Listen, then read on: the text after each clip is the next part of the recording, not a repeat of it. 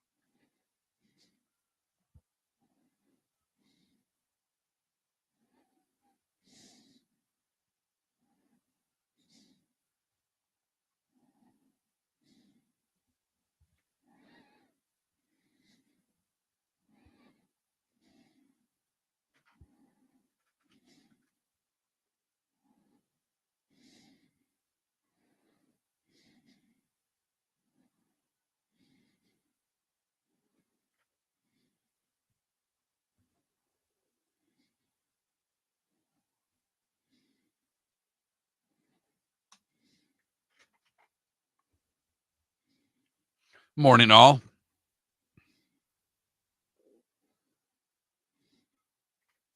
This is really well. It's better. Morning, everybody.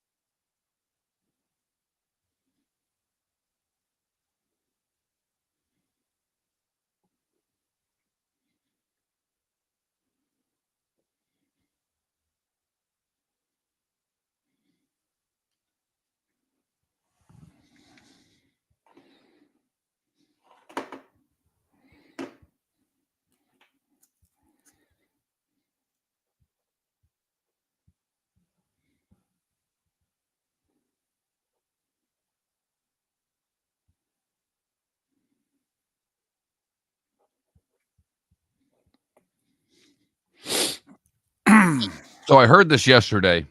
Lamar Jackson is, I believe, 9-2 against the Bengals. Okay. 18 touchdowns, 4 picks.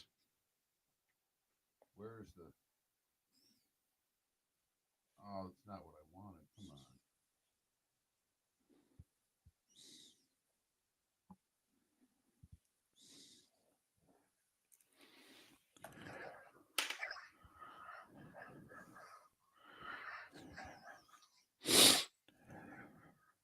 But he's got like 750 yards rushing against them. 11. Oh, wow.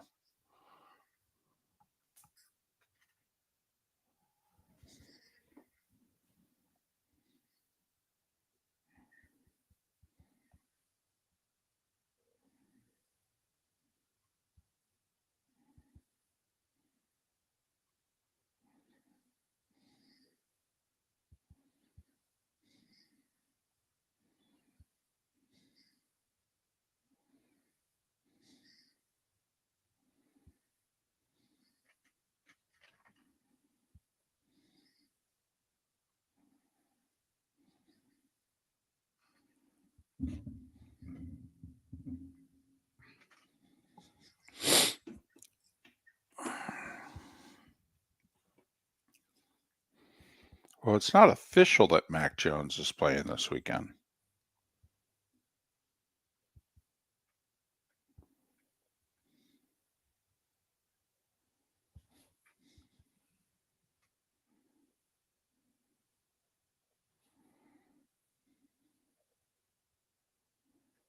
Yes, I do.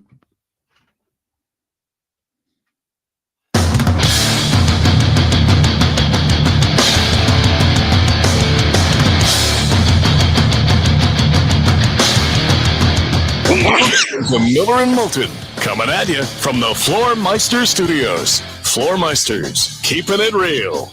And now, here's Mark Miller and David Moulton.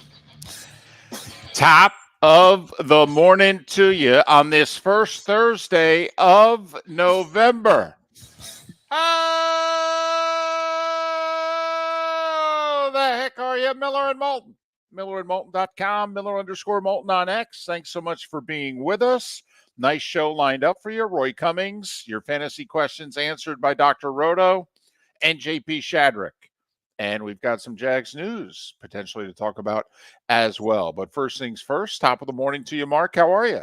I'm good. Gesundheit, by the way. God bless you there. I had the mics on a little early because that sneeze was audible. So that's on me. I was ready early and you let one go. I did. Better. If you could do that every morning instead of how the heck are you, we'd really have something going. Well, had to get it out of the way before we went live, and said you went, no, we're live. I went, well, okay. I've said worse on air. I really have. But I know you played golf yesterday. How'd you hit it? Yeah. You want me to sneeze? I'd rather have you sneeze. It was okay. It's All a right. struggle. If any, I need lessons. I need help. Pickleball, tennis. I'm not sure what I'm turning to. Okay, well, we're in one of those phases again. I will say you are quite the up and down golfer in the last couple of years. I very much so. I'm very inconsistent. You've had it going, and you've had it going, gone. Right. And right now it's going, gone. But that's life. Played with a couple of good guys. Enjoyed the day. And got unfortunately, rained out a little bit, but that's all right too. Okay. Unfortunately, too, it costs you when you're going, gone because your handicap hasn't caught up yet, so you're losing money. Oh, I'm getting killed. Right. I'm a donation. I am a walking donation when I come out there. Guys love me right now. Right. You're a donation, a ringer, and a donation in the last year and a half. You really are. So, well, there you go. Make sure you book your tee times with Mark Miller. He's donating probably for the rest of 2024. Although golf, one shot, you figure it out, one swing, hey, what did I do there? And you know what? You can turn it all around. We got Thursday night football tonight. And I don't know. I think this game will interest a few folks because we got two of the 8 best quarterbacks in the league, 2 of the 6 best quarterbacks in the league, 2 of the 4 best quarterbacks in the league. I mean, where do you want to put these guys? That's a great question, David, because Joe Burrow's fantastic, but he is this year being overlooked because the team is so awful. Certainly defensively. Defense can't play. Right. And then there's the 2-time MVP. Yeah. Who's really good. Who owns the Cincinnati Bengals. He's won 9 of 11 against the Cincinnati Bengals. Well, remember when they met in the playoffs the one year, Lamar was hurt and didn't play. And the Bengals were able to get out of that game with a win when Huntley in the offense was going in for the go-ahead score in the fourth quarter and fumbled at the goal line. So, but yes, I mean, if you think about it, here are the Bengals having a nice little run in the 2020s, and yet both the Ravens and the Browns have owned them. But the Bengals beat the Browns earlier, and now they take their shot in Baltimore against the Ravens. Line's 5.5. I thought it might actually be a touch higher. I thought it might be in the 6.5 to 7 range. I mean, the Ravens are scoring points, and the Bengals are giving them up. Well, and the Ravens defense has not been great either. So this should be a really entertaining game from an offensive standpoint. At least that's the way it looks on paper heading into the game, David. When we had Chris Perkins on yesterday talking about the Dolphins, in which Chris Perkins said, listen, I know the Dolphins have scored 27 points in back-to-back weeks, but when they went to Buffalo, with the way Josh Allen has owned them and the fact that they showed up missing 6 starters on defense, all told, I mean, you had to figure the Bills were going to score 30-plus, right? So to go to Buffalo and score 27, I mean, if I had said to you before the game, is 27 going to be enough? The answer is probably not. Well, tonight, right now, I mean, if you're the Bengals and or the Ravens, don't you think the first digit needs to be a 3 tonight? 100%. Right there with you, David. Based on, like you said, the way the defenses have been playing, you have high-octane offenses. Lamar's numbers are just stupid against the Bengals. Not only is he 9-2, but he's rushed for over 750 yards against Cincinnati. Now you add Henry to the mix, so they should be able to do offensively really what they want. I think we're in for a very entertaining game tonight. Over-unders 52.5. Point spreads 5.5. So you're basically talking 29, 24, something, give or take a half a point either way. That type of game is what they're talking. I will say a couple of skill players are out. Isaiah Likely is definitely out for the Ravens, although Mark Andrews has picked it up in recent weeks. T. Higgins is doubtful, and the likelihood is out again for the Bengals. So it will be interesting if Burton, the young wide receiver who, came out of the doghouse, then missed the team walkthrough on Saturday. So he was deactivated for Sunday's game. Did you see how Joe Burrow treated him throughout the game? Because apparently they had a good chunk of the playbook for Burton. It was going to be his breakout performance because they figured without Higgins that Chase will be doubled. And so they were going to go to Burton a lot. They let the word out. The pregame shows were all saying, the fantasy shows were even saying, hey, going to be a breakout day for Burton. Well, nobody knew that he didn't show up for the team meeting on Saturday, so he gets deactivated 90 minutes before the game, and he's sitting on the bench late in the game, and Burrow walks over, and you could clearly see Burrow basically say, get up off the bench. And the message from Burrow was, you haven't done anything to deserve to sit on the bench. Get off the bench. Stand. How do you miss a team meet? And I'm serious. Like, I can't even contemplate that. As much as you and I hate meetings, David, we showed up for all of them. You still have to show up for some. Right. Miller and Moulton, for the record, this company, because we are now in charge, we are a meetingless company. We really are. We really are. If it's something really important, one might text the other. If it's really, really important, there's a phone call. And I mean, let me tell you. Point yet. Let me tell you. I mean, there are people in our lives in which we stop what we're doing and we say we really have to take this call. If Mark or David calls the other, all right, it stops the other in their tracks. It's like, sorry, I really have to take this call. Really? Yeah, yes. My wife, my son, my daughter, and my co-host. Yeah, I have to take this. This is very important. My mother, right? It's a very short list. So there you have it tonight. Thursday night football should be entertaining. Should get the football weekend if you haven't been distracted by Maction. This could get the football weekend off to a good start. Ravens and Bengals tonight. So last night, David, I'm at soccer practice. And one of the moms who I've known for a few years, because our daughters have played together on other teams, and you get to know these folks because they're same age kids, and there's only so many teams.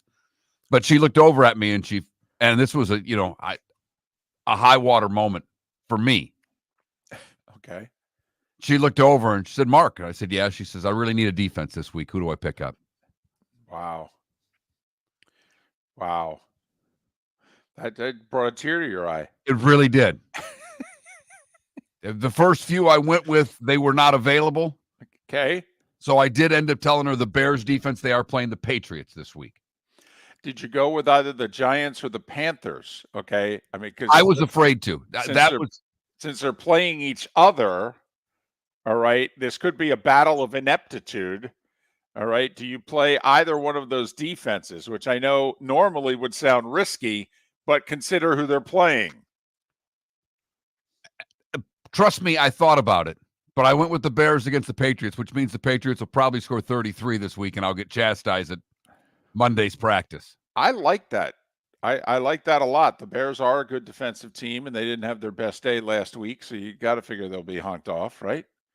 Exactly, and it's a must-win before they face the Murderers Row, which is their division, following the game against the Patriots. When's the last time that we said the Murderers Row in the NFL was the NFC North? Never. They've never all been good like this. I can't recall a time in which the entire division was good. It's been tough to get 3 of the 4 good at the same time. the Packers have been consistently good virtually every year for 30 plus. But, the Vikings have had their moments. The Bears have had their moments. The Lions really, since the 90s, had like a handful of years out of 25. That's it. So now to have 3.5, I mean, what are we giving the Bears? Are they a third? Are they a half? I mean, because their roster's better than their record. A lot of us think if they had different coaching, they'd be a lot better off. I mean, come on now. Of all the jobs that are going to be open next year, doesn't the Bears' job have to be pretty damn near at the top of the list? Yes. Yeah, they're solid at their skill positions. Their defense, I think, is average to above average. Their O-line's okay. And and a they've got a young quarterback on a rookie pay scale. Right, and a young quarterback that clearly has potential. So I would have to think that that's the number one job, to be honest. Never mind the fact it's an awesome sports city and you own the city. And now as much as ever before, because the rest of the teams suck. I mean, the Cubs are, I should sneeze, actually. That's what the Cubs are right now. The Cubs are a good sneeze. Everybody else is, Yeah, everything else is pretty bad. It really is. Mediocre at best, really. And that's the polls. Mediocre at best, because the White Sox are historically awful and the Blackhawks are bad. So and we were at them last night. It's not a good hockey team. So 3.25, 3 1/3, maybe 3.5 teams in the NFC North. But things change quickly in this league. I mean, think about a year ago at this time. It was the AFC North. And look at where it is a year later. Miller and Moulton. Roy Cummings to talk Tampa Bay Bucs. Dr. Roto to answer all your fantasy football questions. JP Shadrick, talk a little pro and college football with a little bit of a focus on the Jags. Just some of what is before us. Hey, hope your week is going well. You got over the hump. Let's finish strong, shall we? Thursday morning edition of Miller and Moulton. We started our show 18 years ago and have been fired 3 times. But Miller and Moulton have never lived on the edge like we are now. We have our best morning ratings ever and are steadily adding affiliates. Yet, we only have a few sponsors, and if that doesn't change, we cannot continue. But if you want to advertise on Miller and Moulton, reach out to one of us directly by texting sponsor to 21,000 or by contacting me on X at @MarkMiller or David at @TheDavidMoulton. You can save Miller and Moulton and make your business some serious money by texting 21,000 now. Gentlemen, as your wife mentioned getting new flooring, but you don't want to go through the hassle, well, go see the Floor Meisters in Naples next to Costco. They understand your time and money are important, so they'll make it as painless as possible. With a huge in-stock selection of carpet and Cortec, they can get you the floor your wife's been asking for. They carry wood, vinyl, carpet, and tile. If you do it yourself, no problem. They can handle that as well. So go see TJ at the Floor Meisters and tell them, just keeping it real. American Paint Supplies, for nearly 30 years, is your one-stop shop for all your coating needs. If you are a designer, a contractor, a professional painter, or a weekend warrior, American Paint Supplies is the place where experts go to get expert solutions. At 6100 Shirley Street in Naples off of Pine Ridge, American Paint Supplies delivers the best solutions with the best products with the best support. Meet Gene and his team today at American Paint Supplies. Call 239-566-2700. That's 566-2700 or online at AmericanPaintSupplies.net. Visit Jason and Todd at the Diamond District. When you enter the Diamond District, you will quickly discover what makes Jason and Todd so unique to Southwest Florida. Within the walls of the Diamond District, you'll find many of America's top jewelry designers who have chosen the Diamond District as their authorized representative in Southwest Florida. Takori, Fana, A. Jaffe, Veragio, Christopher Designs, Shy Creations, Henri Dossi, all names synonymous with excellence and all proudly showcased at the Diamond District. This is Miller and Moulton.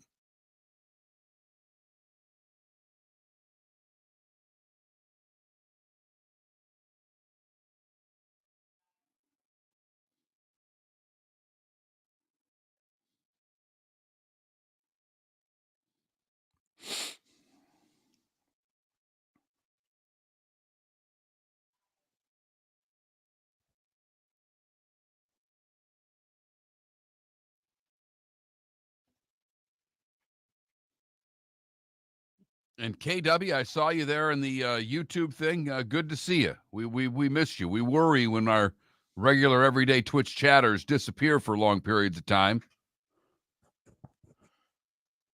So yes, I do. We monitor both. David and I see all the comments. Yes.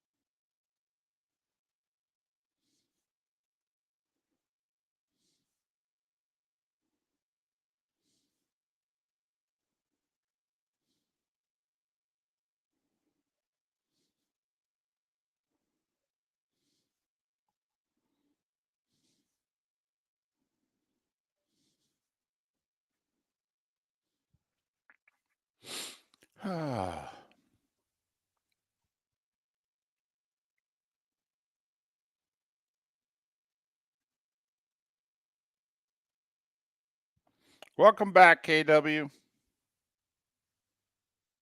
And for those of you on Twitch, he's on YouTube. So you guys can't talk to him, but we can.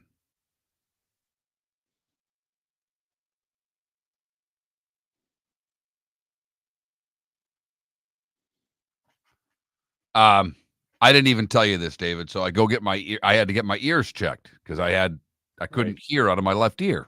Right. Which by the time I got to the doctor, it was better, and we figured out what the problem is, I think. But I just said, I wear earbuds every day. I host a talk radio show. Trying to explain to him why hearing's kind of an important thing. And so he goes, "Oh yeah, that is important." And he goes through the whole thing. We leave, we walk out. He walks me to the checkout. One of them will check you out, and he gives him the stuff. And he looks at me and goes, "By the way, tell David to go for 2."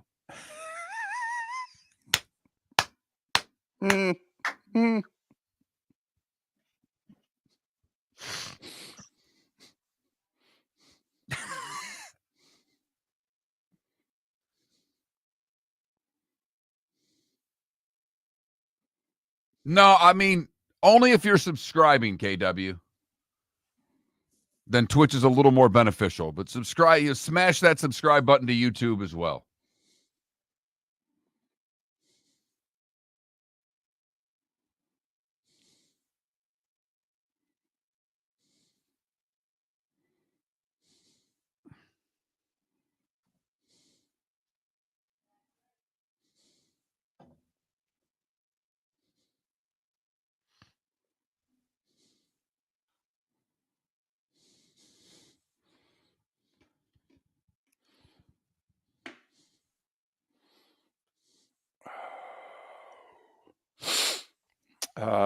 I'm returning this weekend.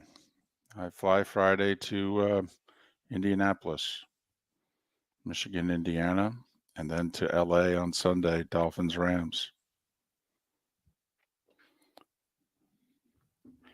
Don't laugh, guys. I was able to shave yesterday with my right hand. Hadn't been able to lift my arm above the middle of my chest. And I just ate this morning.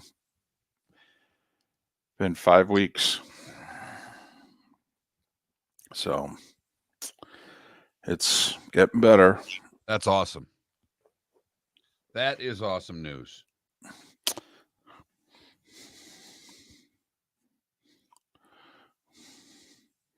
All right, here we go.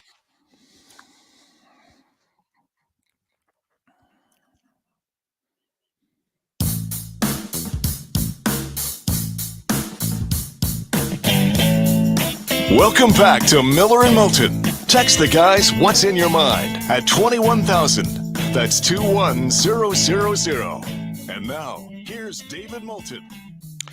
21 minutes past the hour on this first Thursday of November. Thanks so much for being with us.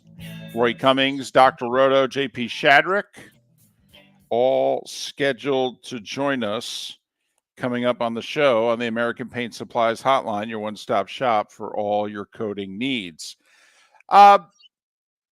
This is a story that means more to me than probably 99.9% of the people listening. So I'll admit that right now. But I know it's the type of story that interests you as well, Mark. So remember, the conference realignment stuff is out there again, and the Pac-12's trying to reform, and they're raiding the Mountain West.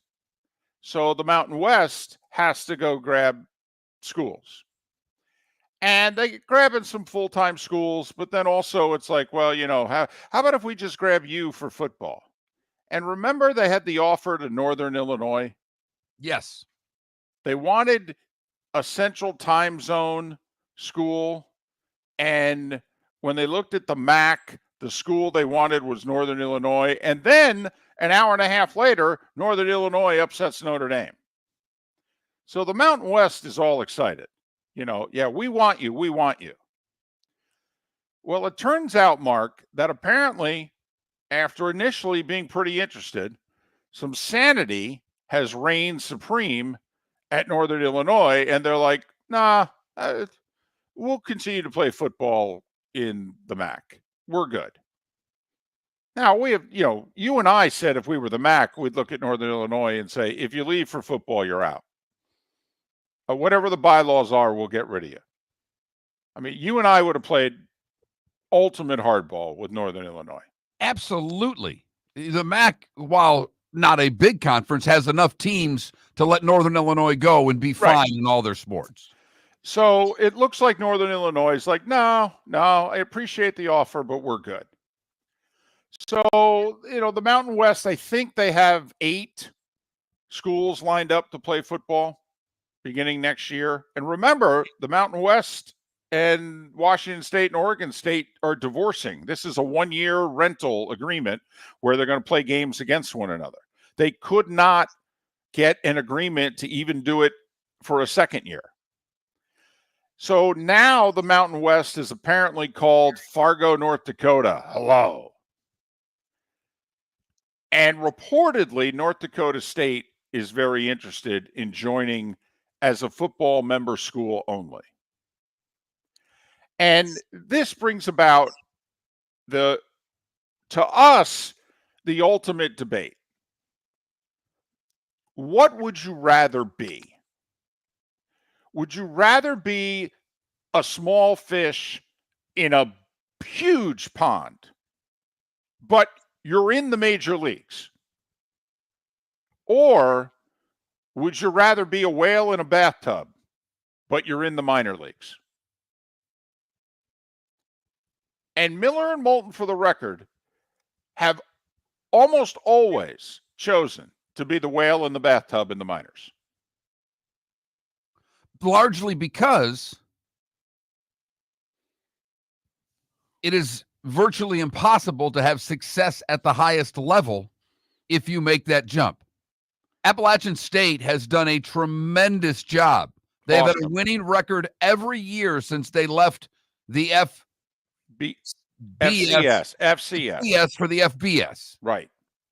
They've gone to a bowl every year since they left. They were a power at the FCS level, left, and they have had success, genuine success. Hell, so much success that Game Day went there in the last 2 years. But they'll never play for a title, and the best they can do is play in some bowl game that none of us are very interested in. Well, I guess now going forward, they can make the playoff. They can. They could be potentially the group of 5 representative and be a big underdog in a first-round playoff game. That's, and I guess the ceiling would be to win a playoff game, to win one. I think it would be to just go. Okay. I really do. If you're Appalachian State, I think the best you can ever hope for is to get in that, because you're set up in the conference you're in, unless you keep growing and keep getting better, which seems unlikely in Boone, North Carolina. Right.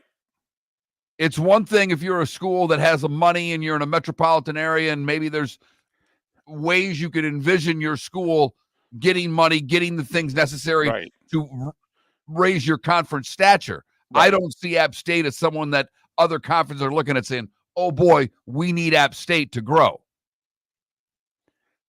You could argue the ceiling is making the playoff, standing on top of the roof and performing a concert like the Beatles or U2 would be winning a playoff game. I like it. I thought you'd like the musical reference. I do. So, as someone who spent 5 years that I absolutely loved in Fargo, North Dakota, and had to cover North Dakota State football, who at the time were just a really good Division II program. In fact, they had slipped. They went from being a D2 power for 20 plus years, and now they were just a really good D2 team. You know, make the playoffs, maybe win a game or two, but yeah, that's about it. And now we know they've become this FCS power. I mean, what have they played for 10 straight national championships, winning, or 11 straight, or 10 out of 11, winning eight out of them, 7 in a row, something like that. I mean, it's ridiculous. Now, South Dakota State has just in the last year or so overtaken North Dakota State to become the best FCS program. But North Dakota State's in the top 3. And so, you know, what do you do? First off, it's 20 more scholarships. That's the other thing. Financially, you got to go from 65 to 85. It's 40 more then. Because if you're going to add 20 on the men's side, you've got to add 20 on the women's side. Yeah. Yeah, unless you're cutting some other men's sports. Right. You're either cutting sports, right, or you're adding 40 scholarships. Right. By the way, North Dakota State, home to WWE legend from back in the day, Bob Backlund. But I digress. So I immediately texted a couple of my buddies last night who still live in the Fargo-Moorhead area. And I'm like, are they serious about this? And they're like, oh, yeah, they want it. The community wants it. I'm like, why? Why do you want to go, you know, you're a whale in a bathtub. I mean, that's awesome. You're playing for natties every year. I mean, what are you going to be playing for here? Shot for the Gasparilla Bowl? I don't even know what your bowl tie-ins are. Nobody knows what anybody's bowl tie-ins are anymore, David. I mean, what, the New Mexico Bowl? I mean, well, what are we playing for? So, just kind of curious. Just kind of, if you're out there, like we have said it about FAU and FIU in football forever. And when FAU made the Final Four in men's basketball, you could argue, well, see, that's why you don't want to do it. No. No, I want to compete for the natties in all the other sports. But in football, you can't compete for the natty at FAU or FIU. Come on now. Now, you drop down to FCS. Oh, you damn right you could compete for natties. Hell, you get the dropout talent alone in the state of Florida. And let everybody in the state of Florida know you're not getting playing time, unhappy with your situation, got kicked out of school for whatever reason. Come here, play football.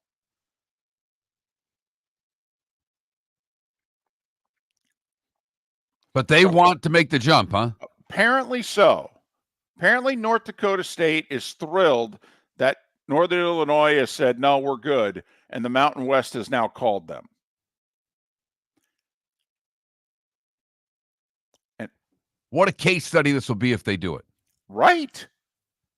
Because they're more of a power even than App State was. Absolutely. I mean, game day's gone there twice. Think about that. They got so big at their level that game day went there twice. Do you see game day going back if they're playing against, I don't know, Air Force? I don't. So just curious. All right. If you were North Dakota State, you make the big jump. The starting 5 is next.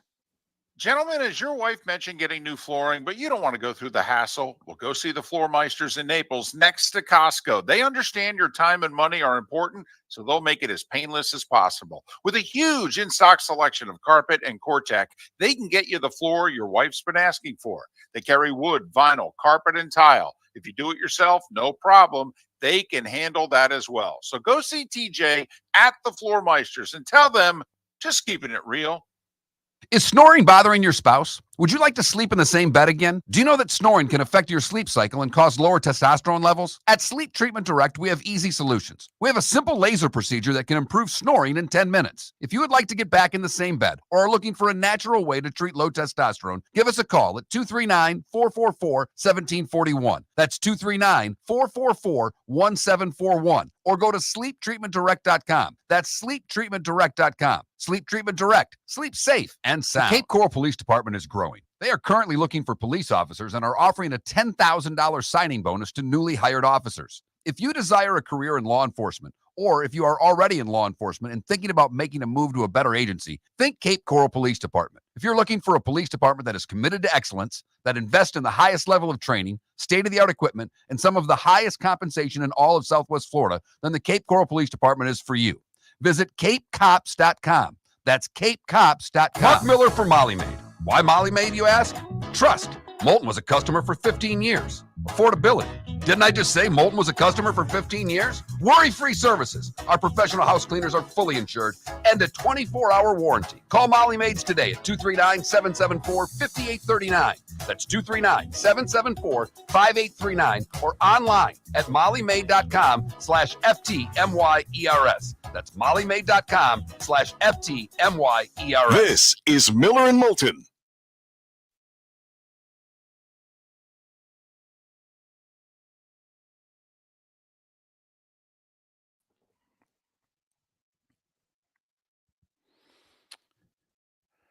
All right. So ambient DC. So you guys are for it.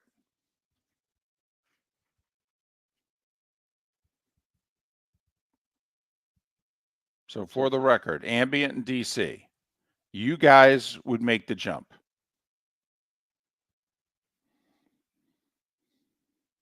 Okay. Now, DC, I talked to two people in the media in Fargo last night. Okay. And they said that, you know, in terms of call-in shows and the response that they're getting, that they think the fan base wants to do it.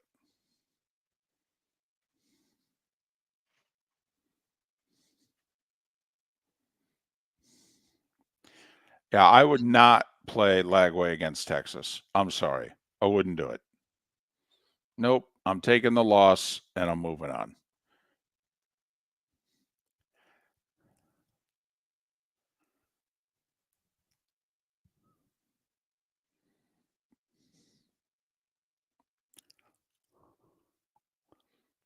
EB, are you saying I would not for the Bison? Oh, man.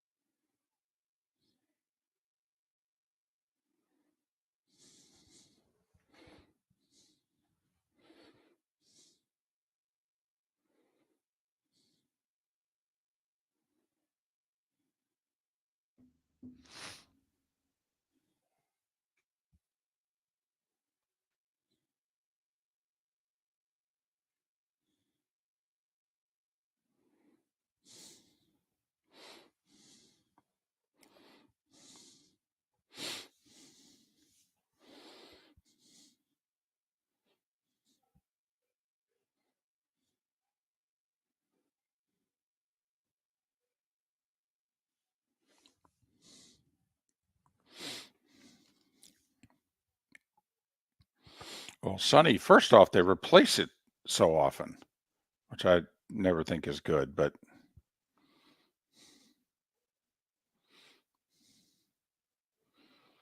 I don't know either because we've gone like over a month here without rain. It rained a touch in the last day or so, but I mean, we've gone a long time without rain. So I don't know.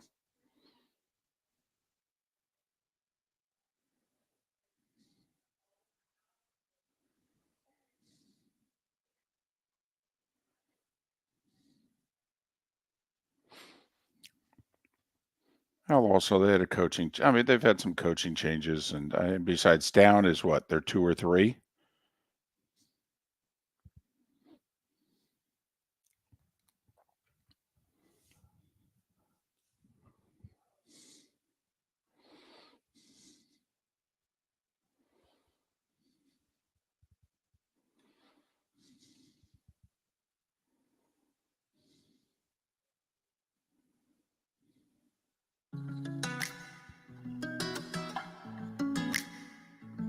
Welcome back to Miller and Moulton. Text the guys what's in your mind at 21,000. That's 21000. And now, here's David Moulton. 22 minutes before the hour, coming at you from the Floormeisters Studios. Floormeisters in Naples. Just keeping it real. Yeah. Roy Cummings, Dr. Roto, JP Shadrick to join us on the show today. Let's get to it. Time for The Starting Five. 5 big stories you need to know. Here is the Starting Five. Thursday Night Football.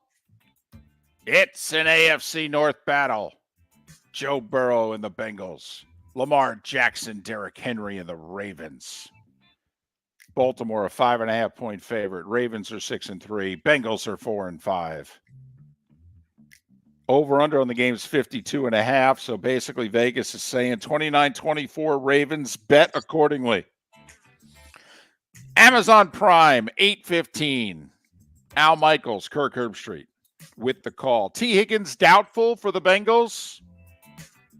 Isaiah Likely out for the Ravens. Ravens have to keep pace with the Steelers. Bengals game behind the Broncos for the final playoff spot in the AFC. By the way, Trevor Lawrence hurt his left shoulder on a scramble in the second quarter against the Eagles. Obviously played the rest of the game, but he and they must be concerned enough about the injury because they signed C.J. Beathard off a practice squad yesterday, brought him back.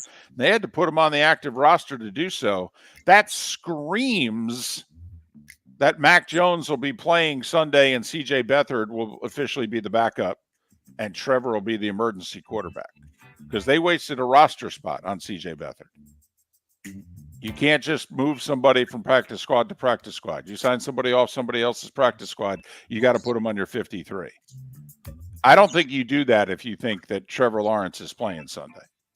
So while they have not officially ruled him out, the move they made yesterday screams he ain't playing Sunday.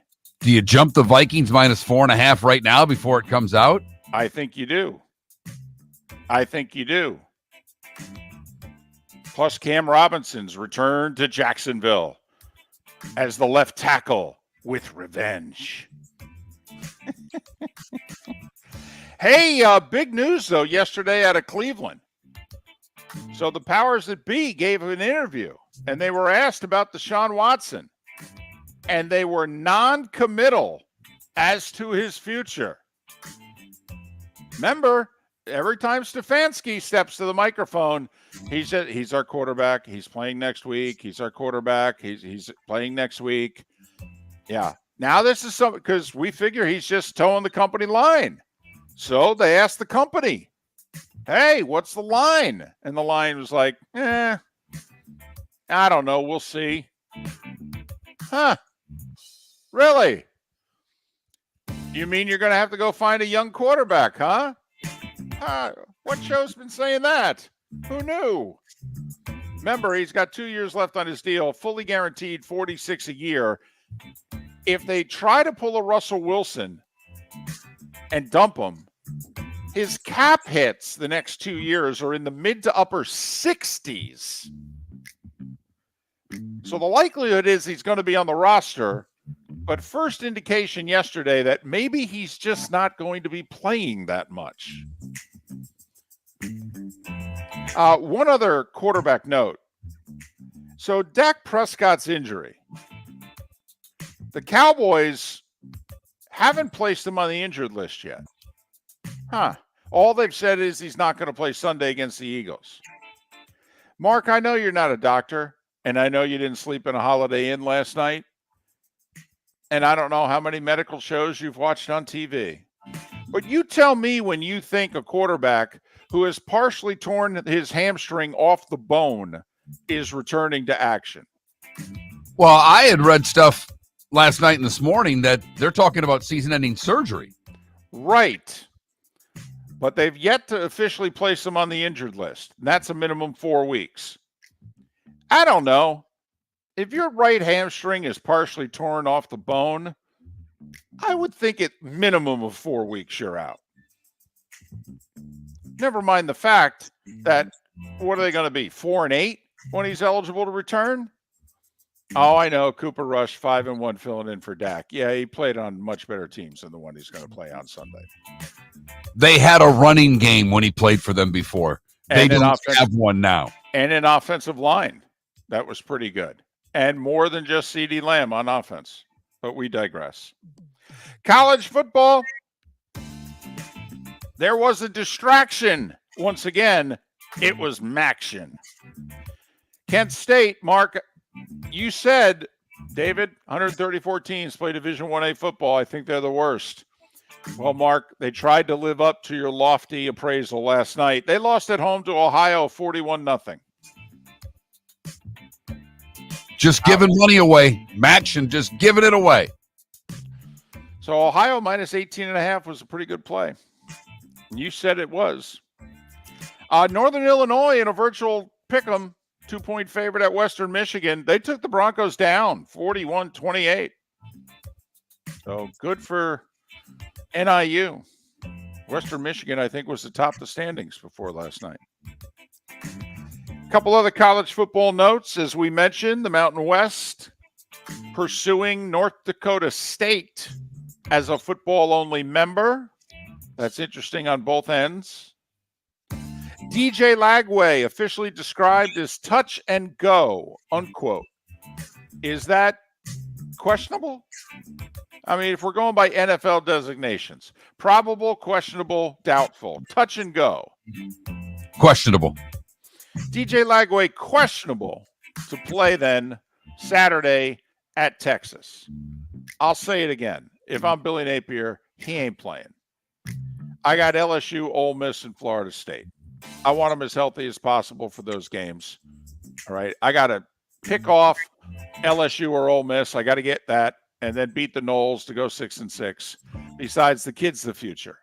Okay. The future ain't Saturday against Texas. The kid's the future. But that's me. Matt Leinert's son, by the way. I threw that in there just for those of us of a certain generation to feel even older. Thank you. Matt Leinert's son, Cole, who's a junior in high school in California, was offered scholarships by Colorado, Arizona, Utah. He's going to SMU in 2026. Cole Leinert. They've always paid well in Dallas. Yes, they have, Mark. And now they can do it legally. Remember, they joined the ACC, and the ACC said, well, we're not going to give you any money. And SMU said, oh, we're fine with that. We're good. We don't need any TV revenue. We're good. College football tonight, App State at Coastal Carolina. It's a virtual pick'em. App State's a 1-point favorite, 8 o'clock on the 4-letter network. FAU at East Carolina tonight, 8 o'clock on the Deuce. East Carolina, 7.5-point favorite against Tom Herman and the Owls. Baseball news. The Angels signed longtime Cub right-hander Kyle Hendricks to a one-year deal for $2.5 million. The 34-year-old pitched better in the second half of last season. Mookie Betts has already come out and said, yeah, I'm moving to the infield next year. He's one of the 5 best right fielders in baseball? And he's like, yeah, I'm done with the outfield. I want to move back to the infield. And the Dodgers are like, well, we don't know if you're going to play second or short. He's like, that's okay. Just let me know by spring training. He's amazing. Has there been a more versatile player than Mookie Betts? Well, not just versatile player. How about versatile star player? That good and the ability to play that many positions. Well, right. Awesome. Astros third baseman Alex Bregman had bone chips removed from his throwing elbow. Of course, his agent Scott Boras said, he'll be fine. He's good. Just keep throwing money at him. And the Cardinals are moving Wilson Contreras 2 years into his 5-year contract. They're moving him to first base full time. They gave him all that money to be a catcher. Now he's going to make $17.5 million and play first. NBA, a lot of action last night. Phoenix came from 15 down. Kevin Durant with 32. Suns are 7-1. They beat the Heat 115-112. Magic lost their 5th in a row, 4 of them without Paolo. Indiana beat them 118-111. Magic are 3-6. Could get pretty good worse. Money right now just betting against Orlando. By the way, Knicks off to another slow start under Thibodeau. Don't worry, they'll figure it out. But Atlanta, first-round pick at 33 points last night. Hawks 121-116. Good one in Boston. Jaylen Brown didn't play. Steph 27 points, 9 assists. Golden State 7-1. They went into Boston, beat the Celtics 118-112. Give it up for the Celtics fans booing Kerr for not playing Tatum in the Olympics. Totally. I'm all for that. Love it. That's good home crowd action right there. Love it. Not like Boston teams, but give them their due for booing the Golden State head coach when he was announced for not playing their star in the Olympics. I thought it was great. Memphis beat the Lakers 131-114. Lakers are 4-4. The Cavs are 9-0. They beat New Orleans 131-122. Oklahoma City suffered their first loss last night. Denver got them late 124-122. Thunder are 7-1. And the Sixers fall to 1-6. Paul George played. Amazingly, Embiid was suddenly active for the game. So that now his 3-game suspension could start. Clippers beat them 110-98. College hoops, all the ranked teams won. UConn begin defense of their natty, beat Sacred Heart by 36. John Calipari's Arkansas debut. They took care of pesky Lipscomb, 76-60. Lipscomb might be the favorite to win the A-Sun this year. Auburn, Creighton, Indiana, Rutgers, all ranked, all won at home. But there was one big upset. I was getting to it. Okay, all right, just making sure. I know they're not ranked, but that's a big upset. Remember the big upset opening night was North Florida beating South Carolina and Columbia and getting paid $95,000 to do it? Yeah, well, Villanova bought a home game against Columbia, picked to finish 5th in the Ivy. Yeah, Columbia ranked like 217th in the RPI, which begs the question, how could you be ranked in the RPI? We haven't played a game yet. Anyway, Columbia went to Philly and beat Nova 90-80.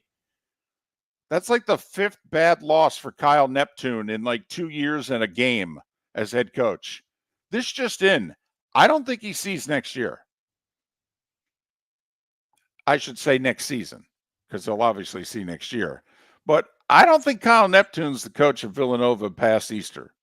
I'm just saying. NHL. How about this in the same game? Ovechkin and Stamkos both scored. Combined, they have 1,419 goals. Ovi's 861st in the third period won it for the Caps, who are 9-3, by the way. 3-2 caps over the Preds. Stamkos has 558 goals, his third of the year. Wings beat the Hawks 4-1. Vegas with 3 in the third beat Edmonton despite Connor McDavid's return 4-2. And at 9 minutes before the hour, that was the starting five. 5 big stories you need to know here on Miller and Moulton. Love the voice. Thank you. Love you closing your own segment as well. I Thank you. like that we have an open for you and you do the close. It makes life a lot easier on this side of the glass. There's no doubt here on Miller and Moulton. So did you see the stat line for the big kid from Creighton last night? So he scored, I think he scored 40 plus, maybe it was 30 plus, but he did it on over 90% shooting. Apparently the last college basketball player to have a stat line like that was Bill Walton in the 73 national championship game. I guess he had 49 last night, and he shot over 90% from the field.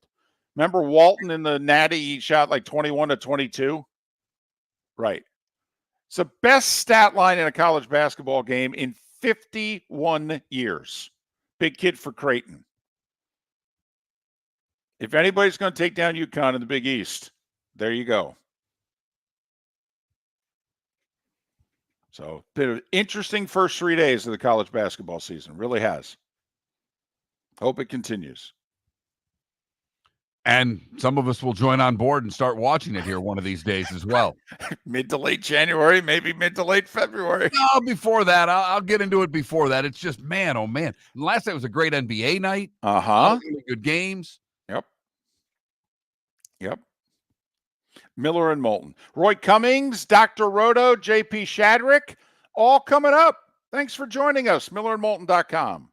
We started our show 18 years ago and have been fired 3 times, but Miller and Moulton have never lived on the edge like we are now. We have our best morning ratings ever, are steadily adding affiliates, yet we only have a few sponsors. And if that doesn't change, we can't continue. But if you want to advertise on Miller and Moulton, reach out to one of us directly by texting sponsor to 21,000 or contact Mark on X at that Mark Miller or me at the David Moulton. You can save Miller and Moulton and make your business some serious money by texting 21,000 now. Do you have a sleep problem but don't want to wear a CPAP mask? This is Mark Miller for Sleep Treatment Direct. The mask wasn't working for me, and I didn't think I had an alternative. I do. We all do. They have such simple alternatives with greater success than the mask. Visit sleeptreatmentdirect.com.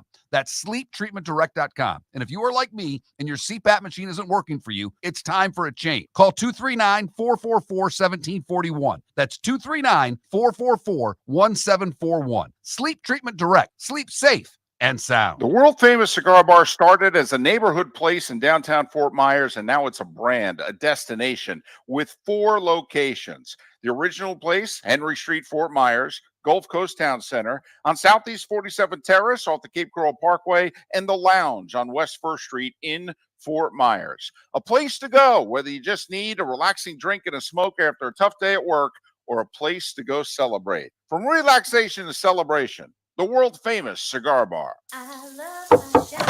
Honey, you want to come out? I haven't seen you since Glass Doctor installed our custom shower enclosure. No thanks. Well, you can't keep eating breakfast in the shower, and laminating your magazines is getting expensive. You remember we have guests coming over tonight, right? Oh, I'm sure they'd love to see the shower. It's our neighbors, and I highly doubt they want to be hanging out in our bathroom. The shower's so good, you'll never want to leave. Visit glassdoctor.com today and schedule an appointment online. American Paint Supplies, for nearly 30 years, is your one-stop shop for all your coating needs. If you are a designer, a contractor, a professional painter, or a weekend warrior, American Paint Supplies is the place where experts go to get expert solutions. At 6100 Shirley Street in Naples off of Pine Ridge, American Paint Supplies delivers the best solutions with the best products with the best support. Meet Gene and his team today at American Paint Supplies. Call 239-566-2700. That's 566-2700 or online at AmericanPaintSupplies.net. Mark Miller for Molly Maid. Why Molly Maid, you ask? Trust. Moulton was a customer for 15 years. Affordability. Didn't I just say Moulton was a customer for 15 years? Worry-free services. Our professional house cleaners are fully insured and a 24-hour warranty. Call Molly Maids today at 239-774-5839. That's 239-774-5839 or online at mollymaid.com/FTMYERS. That's mollymaid.com/FTMYERS. This is Miller and Moulton.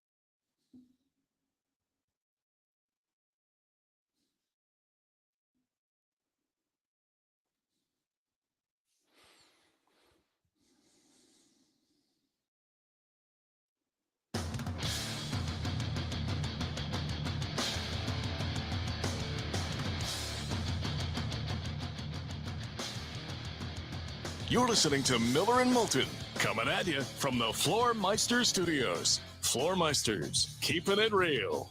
And now, here's Mark Miller and David Moulton. Hour two of Miller and Moulton on this first Thursday of November. Hope your week is going well. You're over the hump. We can begin to see the finish line, or at least start thinking about it from here, right?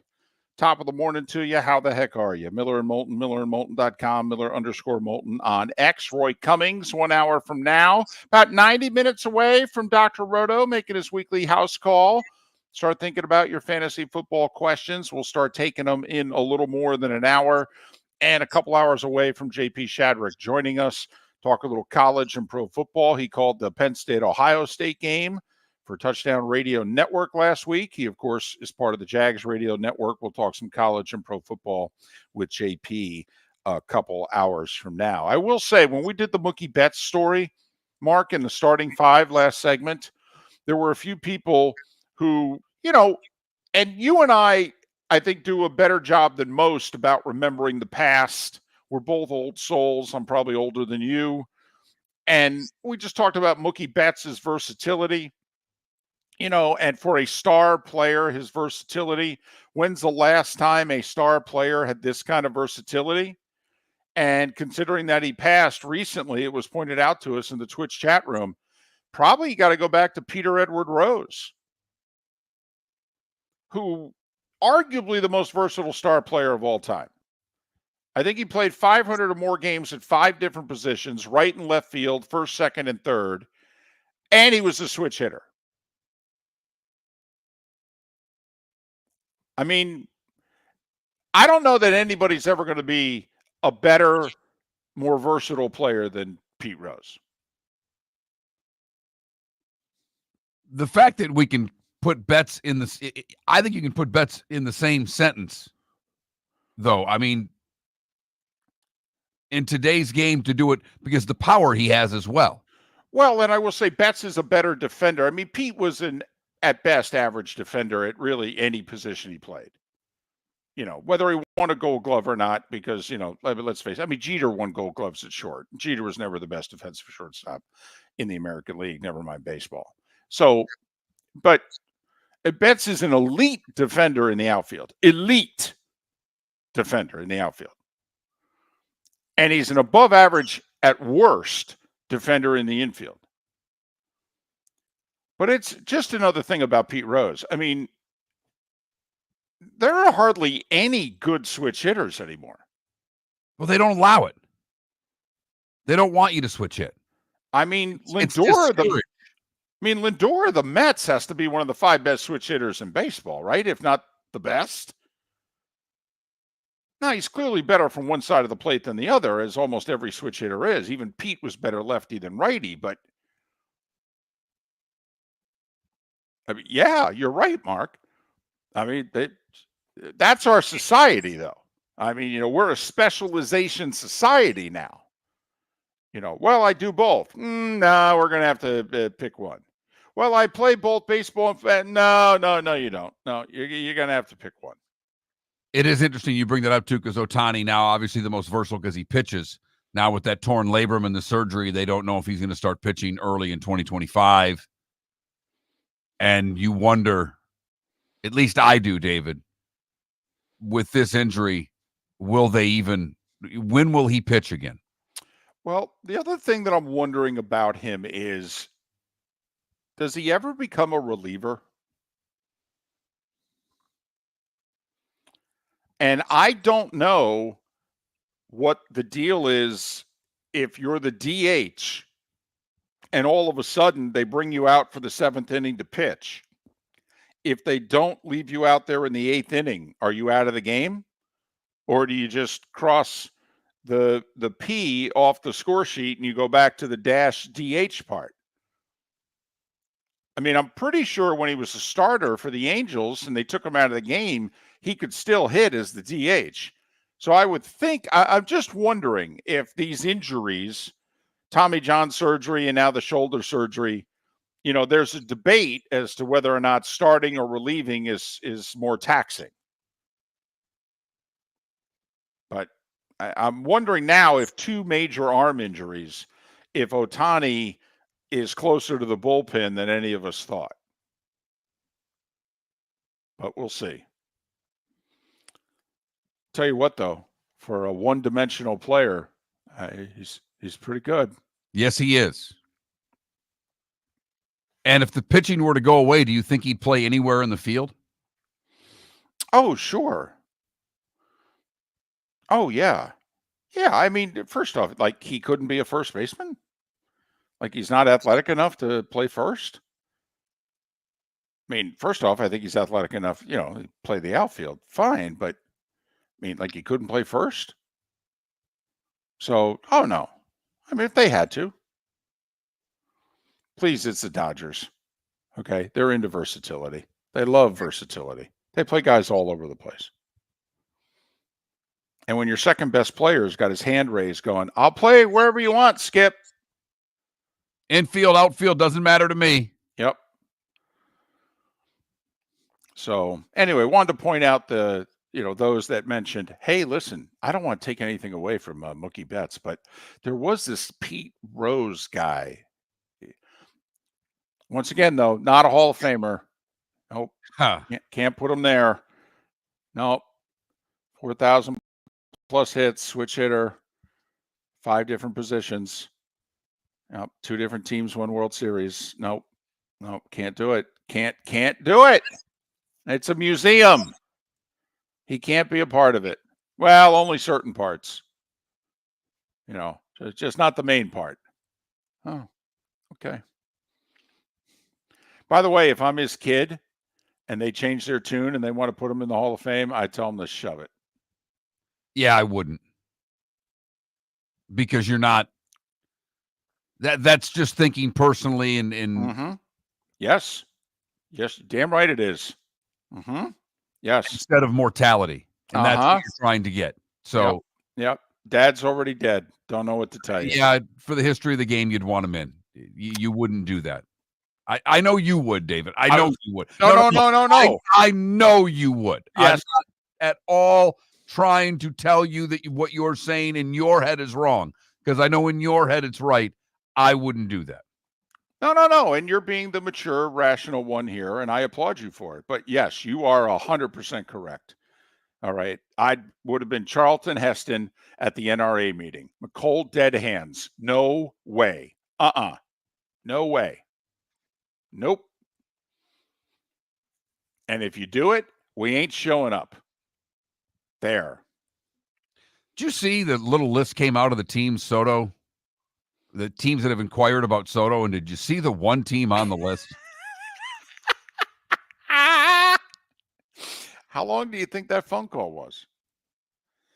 For those that don't know, by the way, the team that I'm pretty sure that Mark is referencing is the Tampa Bay Rays. They called about Juan Soto, not Juan Uribe.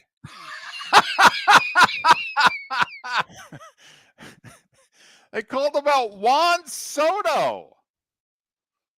I mean, isn't that if you're Boris, you're like, is there another Juan Soto? Just, do you have the wrong agent? You have the right number. Right. I'm sorry. This is the Tampa Bay Rays. Are you talking about the guy who played right field for the Yankees last year? Which minor league ballpark do you think he's going to play in next year? Hey, before we take this conversation seriously, so you're going to pay your whole roster X and we're going to get Y, right? Which, by the way, is the same amount as X. Well, or 2 times more than X. Now, for those that are going to go, now, wait a minute. They were serious about Freddie Freeman, and they were. They offered Freddie $25 a year. They were very serious about Freddie Freeman. I give them a lot of credit. And you could see why they'd be serious about Freddie Freeman. Plus defender, terrific hitter, a gap hitter in that ballpark. All right, 25 homers, 50 doubles. Play a terrific first base on the turf. That bat hitting second or third in the Rays lineup. Awesome. There's a big difference between Freddie Freeman money and Juan Soto money. Yes, there is. And we've already talked about financially the trouble the Rays could be in for the next couple of years with everything that's going on. I just found that to be hilarious that the Rays made that phone call. I mean, how much can we defer, Scott? We'll start by giving him the trop. Oh, I'm sorry. Right. We've made a deal with the city of St. Pete, and we can transfer ownership of the building to you. Okay. Yeah, but you guys are going to tear it down in 3 years. Well, true, but maybe you could make money off it between now and then. We're going to get the insurance money. We're going to put it back together again. In fact, we're going to give you the insurance money and not put it back together. That's the only way we can afford it. Right. We're going to commit insurance fraud. I have to give RCB credit in our Twitch chat room who said, go Rays, they have a coupon. Be the biggest coupon in the history of coupons. Oh, my goodness. I mean, what was it? I mean, it was a couple of the usual suspects, but the Rays were on there. And I think the Red Sox were on there and the Mets were on there. But I didn't even stop reading the article. I just started laughing when I read the Rays. Right. I mean, do you have to read anymore? Here's the other part of it. In all seriousness, Boris says we're going to take our time. I got to be honest. If I'm certain teams out there, this doesn't interest me at all. And I'm being very serious. Like, come on. If you're Steve Cohen in the Mets, you sit down with Boris and Soto, and don't you just say, hey, are you guys prepared? I'm not going to meet with you unless you're prepared to say yes and sign on the dotted line. You're going to tell me what you want. And if I say yes, we have a deal. Got it? So I'm seriously, why would you, make your offer so that Boris can then shop it around? No. Tell me what you want. What you really, really want? Exactly. Thank you. No, so they can go back to Hal Steinbrenner? No. What do you want? If I give you what you want today, will you sign now? Right. And I'm just so you know, if I then match it and you guys go, well, it's done. It's over. I'm the city of Baltimore with Art Modell. Here's the offer. You walk off the plane, it's over. The world-famous cigar bar started as a neighborhood place in downtown Fort Myers, and now it's a brand, a destination, with 4 locations. The original place, Henry Street, Fort Myers, Gulf Coast Town Center, on Southeast 47th Terrace off the Cape Coral Parkway, and the Lounge on West 1st Street in Fort Myers. A place to go, whether you just need a relaxing drink and a smoke after a tough day at work, or a place to go celebrate. From relaxation to celebration, the world-famous cigar bar. Gentlemen, as your wife mentioned getting new flooring, but you don't want to go through the hassle, well, go see the Floormeisters in Naples next to Costco. They understand your time and money are important, so they'll make it as painless as possible. With a huge in-stock selection of carpet and Cortec, they can get you the floor your wife's been asking for. They carry wood, vinyl, carpet, and tile. If you do it yourself, no problem. They can handle that as well. So go see TJ at the Floormeisters and tell them, just keeping it real. The Cape Coral Police Department is growing. They are currently looking for police officers and are offering a $10,000 signing bonus to newly hired officers. If you desire a career in law enforcement, or if you are already in law enforcement and thinking about making a move to a better agency, think Cape Coral Police Department. If you're looking for a police department that is committed to excellence, that invests in the highest level of training, state-of-the-art equipment, and some of the highest compensation in all of Southwest Florida, then the Cape Coral Police Department is for you. Visit capecops.com. That's capecops.com. At Physical Therapy and Balance Centers, our goal is to help you love your life. When your life is sidelined by an injury, dizziness, surgery, or condition keeping you from doing what you love, we're here to help you heal and feel your best. Our therapist evaluation will determine the root cause of your health challenges, resulting in a unique treatment plan customized just for you. Visit www.physical.com to find your nearest location and see how we can help you love your life. This is Miller and Moulton.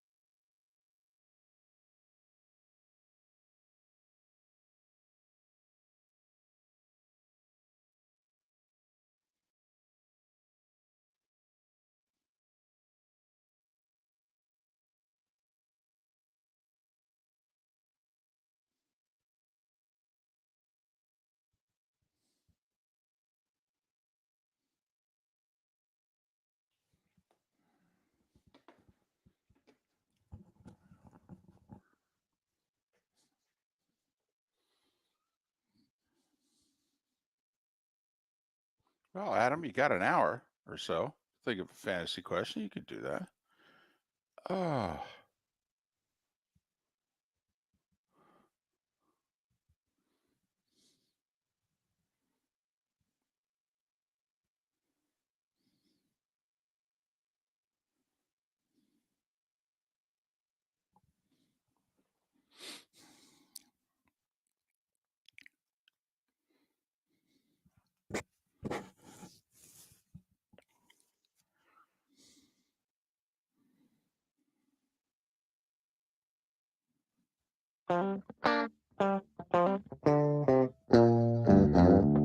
You're listening to Miller and Moulton. And now, here's Mark Miller and David Moulton.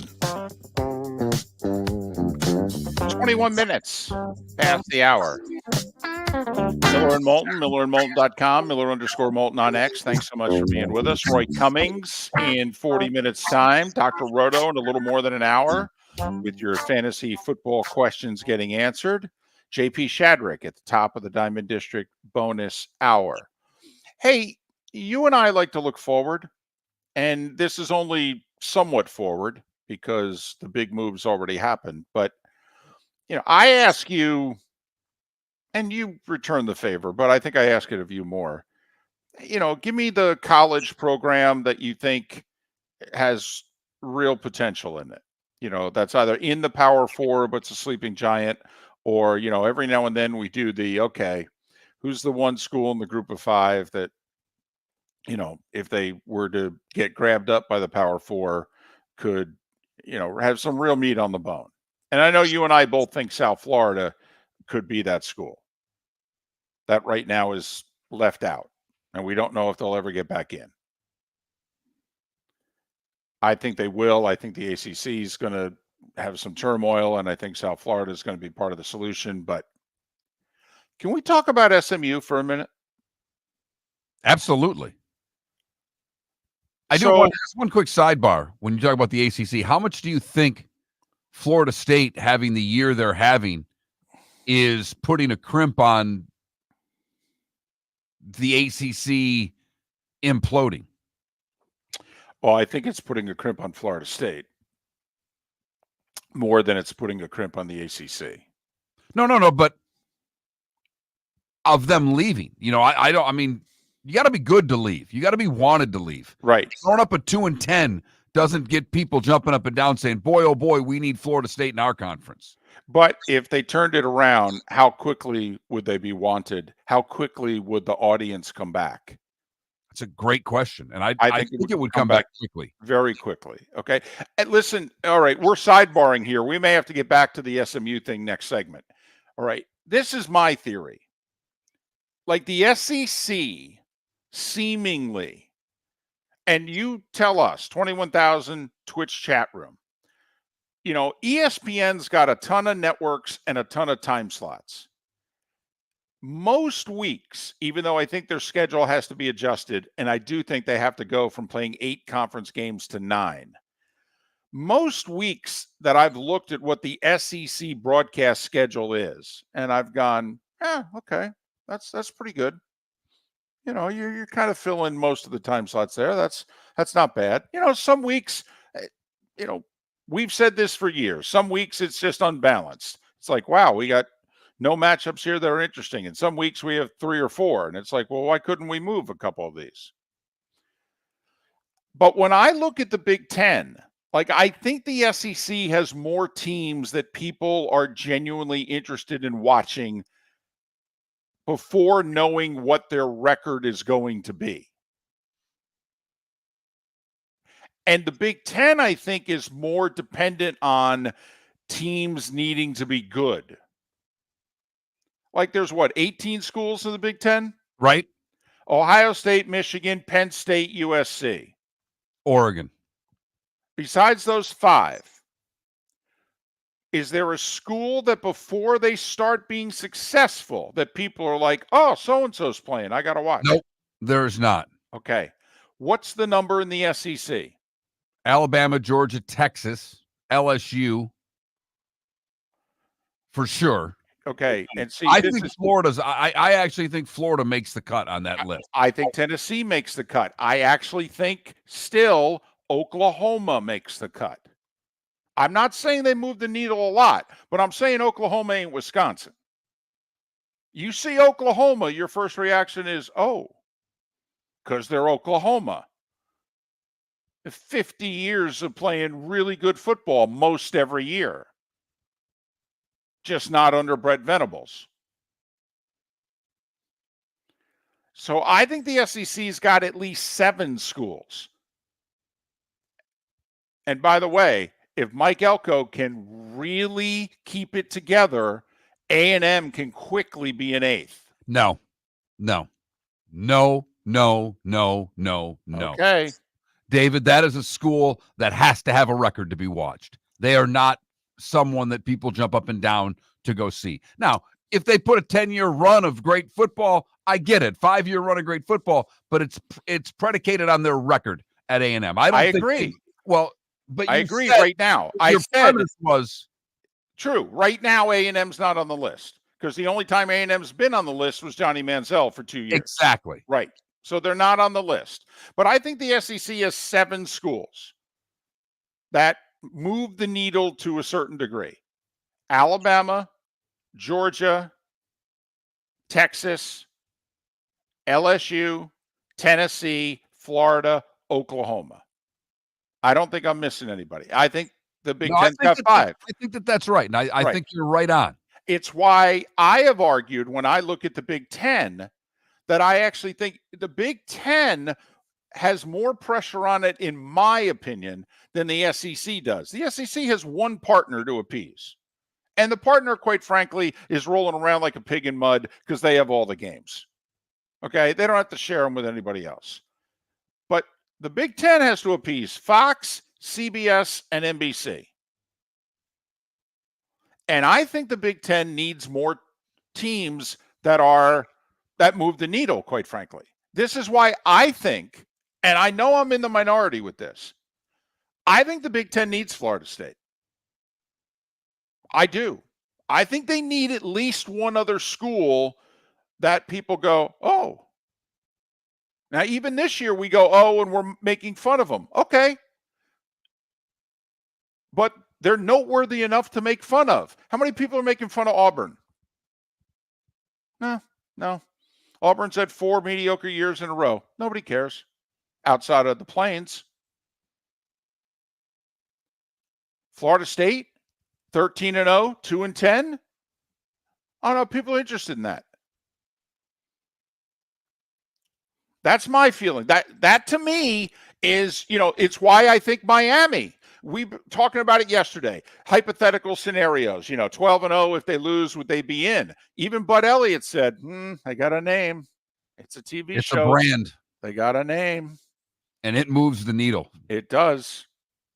Yes, it does. And that's why, to me, if I'm the Big Ten, a couple of those schools, like, I'll be honest, Florida State, even though Clemson has consistently over the last 15 years been the better program, if I'm the Big Ten, I want Florida State before I want Clemson nationally in terms of moving the needle. I want Miami before I want Clemson. Well, I want Miami before I want Florida State, but but you know what I'm getting at. Exactly. So, and I don't know if you agree with me, but when I look at the Big Ten, and never mind the fact that, I would want to sit down with the commissioner of the Big Ten and go, we got to balance this schedule out, dude. Seriously, we got to work hard at this. You have to appease 3 different partners every week. Do you know some of the games that have gotten 3:30 and 7:30 time slots this year? David, the noon game this week is Purdue and Ohio State. And I get that Ohio State's the biggest and baddest draw in all of college sports. I understand that. But it's against Purdue, who's winless in the conference. Right. That's okay, Mark. The following week, the 3:30 games, Penn State, Purdue. Yeah. Where the middle of this conference has really let the Big Ten down this year. This is where the Wisconsins, the Nebraskas, the USCs this year have largely let the conference down and giving some of those mid games that you can at least say, I want to sink my teeth into this for a couple hours. So I was just curious. When you start talking about conference realignment and what the Florida State debacle this year has done to Florida State leaving the ACC. I think it's hurt Florida State more than it's hurt the ACC, because I think Florida State would have been able to leave the ACC if they had continued to keep on keeping on. And now you do have people going, well, I mean, I don't know if I want you now. I don't know if you're going to be good. And when are you going to get good again? I mean, this just in. I can't keep my job if I start taking 2 and 10 teams in as a transfer.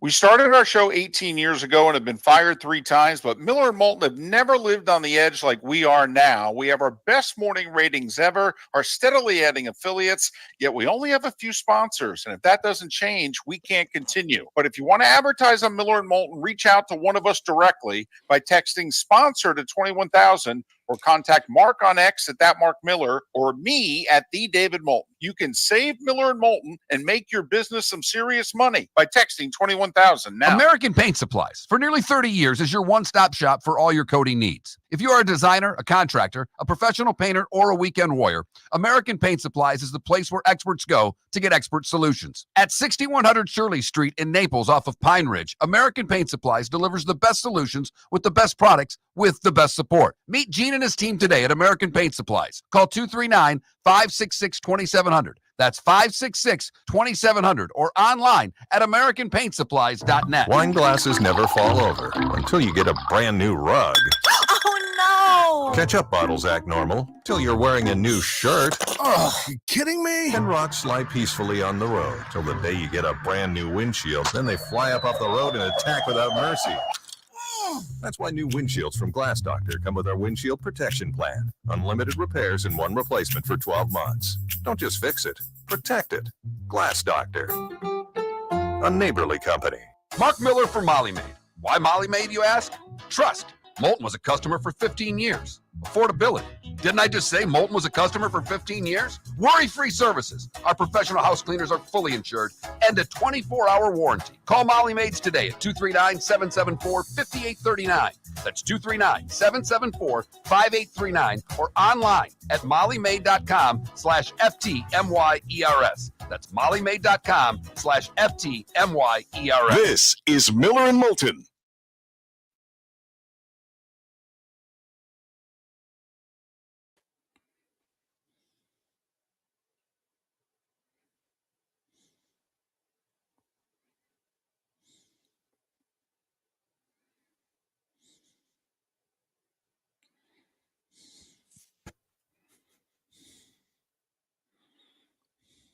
DC, you really think Minnesota and Iowa are as big of a draw as Florida State nationally? Wow. I disagree. Yeah, DC, as somebody who is a little more involved in network TV and ratings and what have you, that's laughable. And I mean laughable. Sorry to derail your SMU segment there. I had a quick question. It's fine. Mark, we got 12 segments. I mean, there's only half of them are planned out, 3 guests and good, bad, and ugly and starting. I mean, 5 of the 12 are done, an opening monologue off the top of our head. I mean, but we got 6 we got to fill.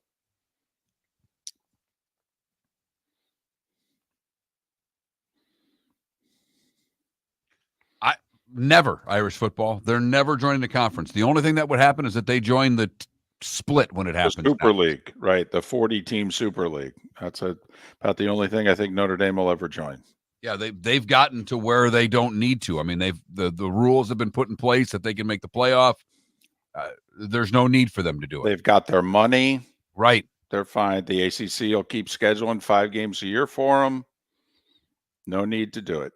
The only way it would ever happen is if the ACC said, we're not scheduling you anymore. And the Big Ten said, we're not scheduling you anymore. And all these conferences, nope, we're not playing Notre Dame. and Notre Dame has to make up a Sun Belt conference of sorts to get, Army, Navy, Air Force, and a bunch of bad teams. But I don't see that happening. The arrangements worked for the ACC. Irish, I think the most interesting thing in the next couple of years to pay attention to is USC going to opt out of the rivalry? I think that's going to be the most interesting Notre Dame scheduling question. Now that they're in the Big Ten and they're playing 9 games, and they try to schedule a big non-conference game to start every year, so that's 10. If they play Notre Dame, that's 11.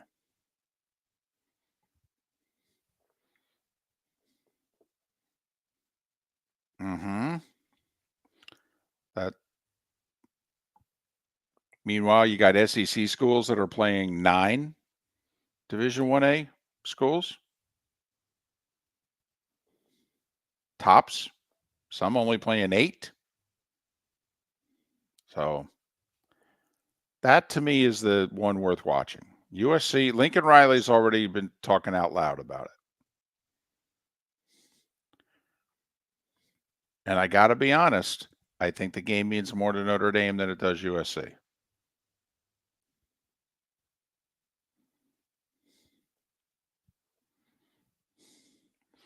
Well, but that's just it, though. You would have to move when the game is played. It would have to be week 1 or week 2 every year then. And right now, that's not when you guys play that game. Historically, the game at Notre Dame's mid-October and the game at USC is late November. It's been that way forever.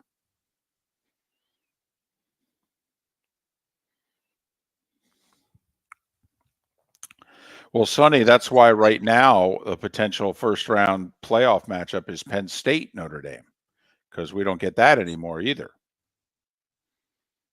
And they used to play regularly when they were both independent.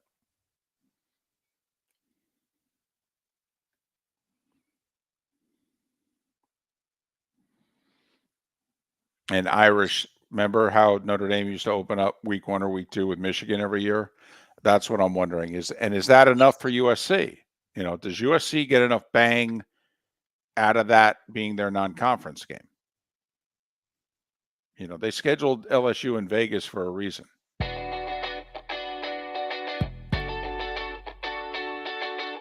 You're listening to Miller and Moulton.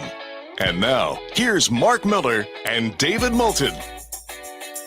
22 minutes till Roy Cummings joins us at the top of the hour here on Miller and Moulton, millerandmoulton.com, Miller_Moulton on X. Dr. Roto, 1 hour from now. We already had Adam in our Twitch chat room submit a question for Dr. Roto. It's a little early.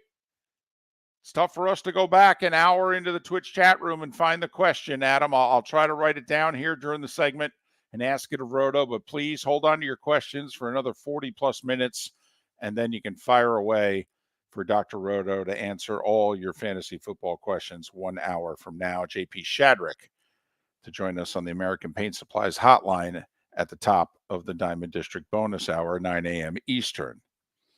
So SMU. Thank you. So about Todd Bowles going for 2. So look at what they've done. I mean, they went from, group of 5, Netherlands, and they bought their way into the ACC.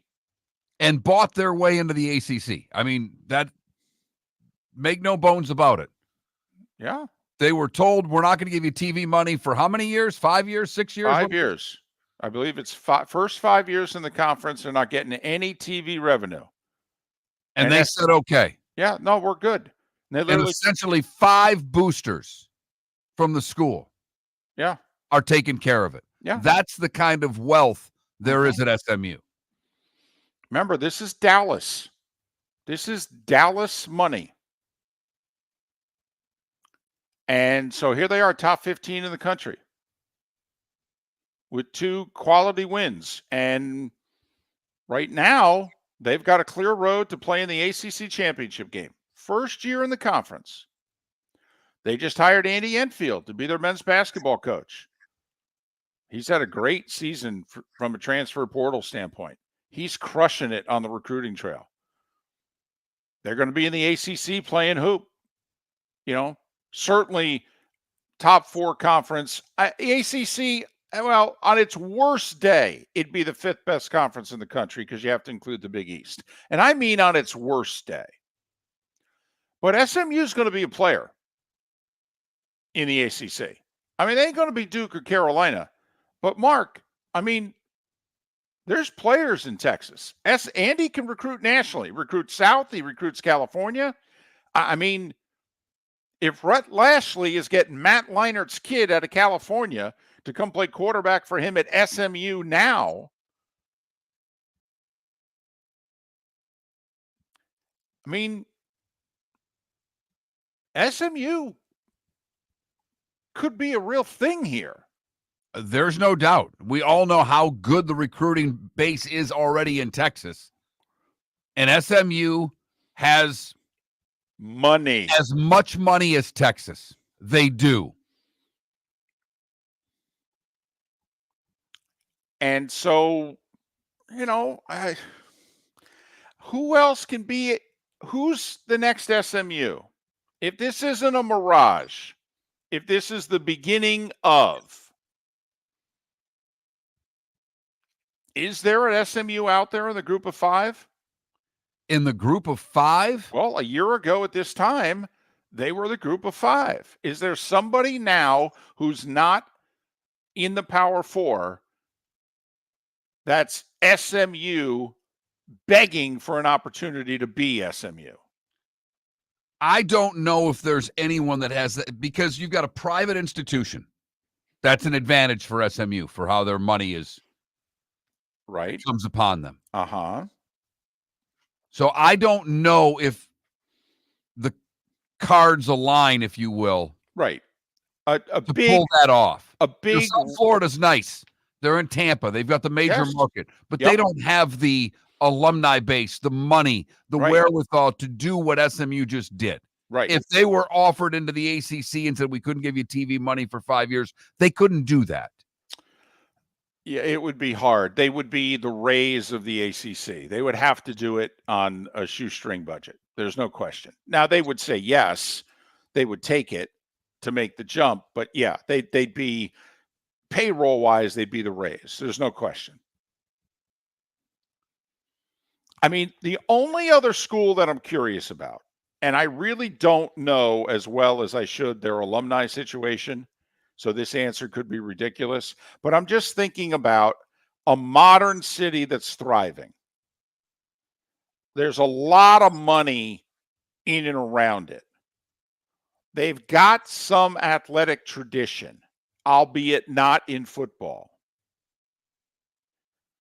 To me, it's UNLV. That's interesting because I think you could dig up the money in Vegas if need be. Right. Like I think in Vegas, and I've spent, 20 days in Vegas in the last 3 years, maybe 4+ years. But I get the sense, like, I don't know how well this Oakland A's thing is going to work. I actually think I could get more community support for UNLV than I could for Major League Baseball. I mean, there's old connections to UNLV because of Tark. And the popularity now of college football nationally. Conference championship games have been brought to Vegas, bowl games brought to Vegas. Hell, now a Super Bowl and an NFL team. I mean, I get the sense you could get the money even from the newer money in Vegas for UNLV. It's right there. I think UNLV could get the money before the Major League Baseball franchise could get it. I'm not sure because the allure of another major league I know, and team hotel rooms. and I getting know. the four teams and what they would have then Yep. in Vegas because the basketball team's coming. Yep, year So round. No, I know, and it's all about, as you know, in Southwest Florida. I mean, it's all about hotel rooms. It is, and so a 6-month sport versus a 3-month or 4-month, many more dates. I get it.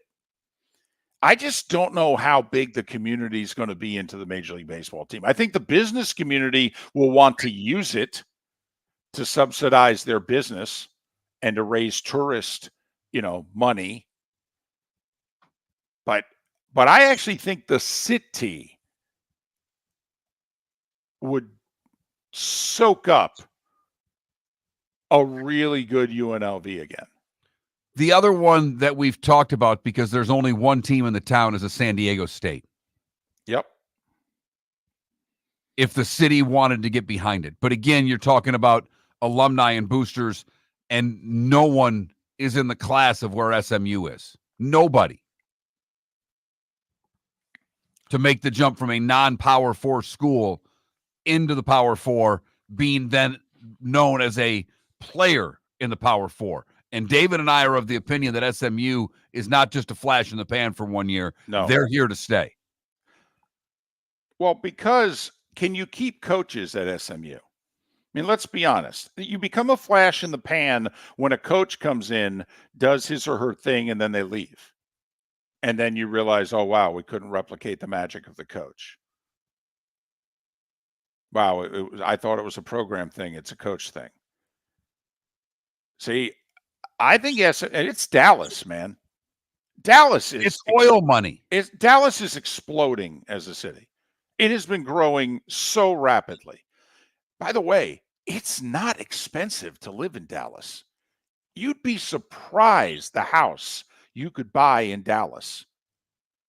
I mean, most of the people living where they're living, listening to the show right now, you could buy so much more house in Dallas than where you're living now.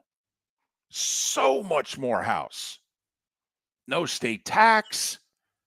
Good weather. Yeah, there's no water. I grant you that. There's no water. A fun city, things to do. I mean, I think you can keep coaches at SMU. Hell, they just lured Andy Enfield away from USC. Trust me, I know him really well. He's making a really good buck. He got a raise. That doesn't even get into how much less taxes he'll pay now. Oh, yes, exactly. So he really got a raise. I mean, seriously, what's the job Rhett Lashley's going to leave SMU for? And I'm being serious. If he in year one can put SMU in the ACC title game,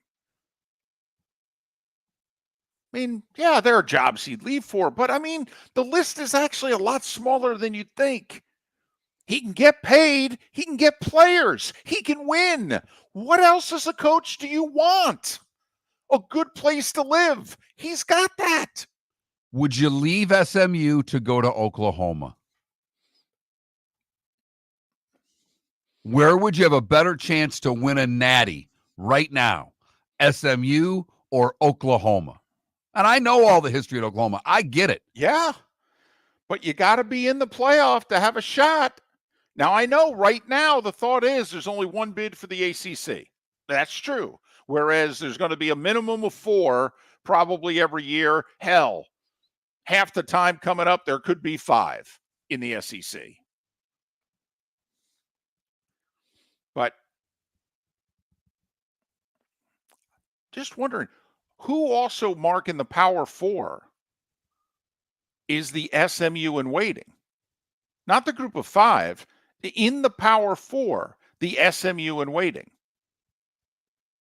That for whatever reason, they haven't figured it out. They haven't tapped in to everything that they bring to the table. Well, you know that school I've always thought was Arizona State. And they can't figure it out. They can't get out of their own way. No. More students at that school than I think any other school in the country. Yep. A massive online program. I think over 100,000 students online also. Massive. Never mind their undergrad program. That's the one that I can't figure out how they don't get it right. Because money shouldn't be a problem. Hell, all you got to do is throw a couple student fees on there and you got enough money to support your NIL program.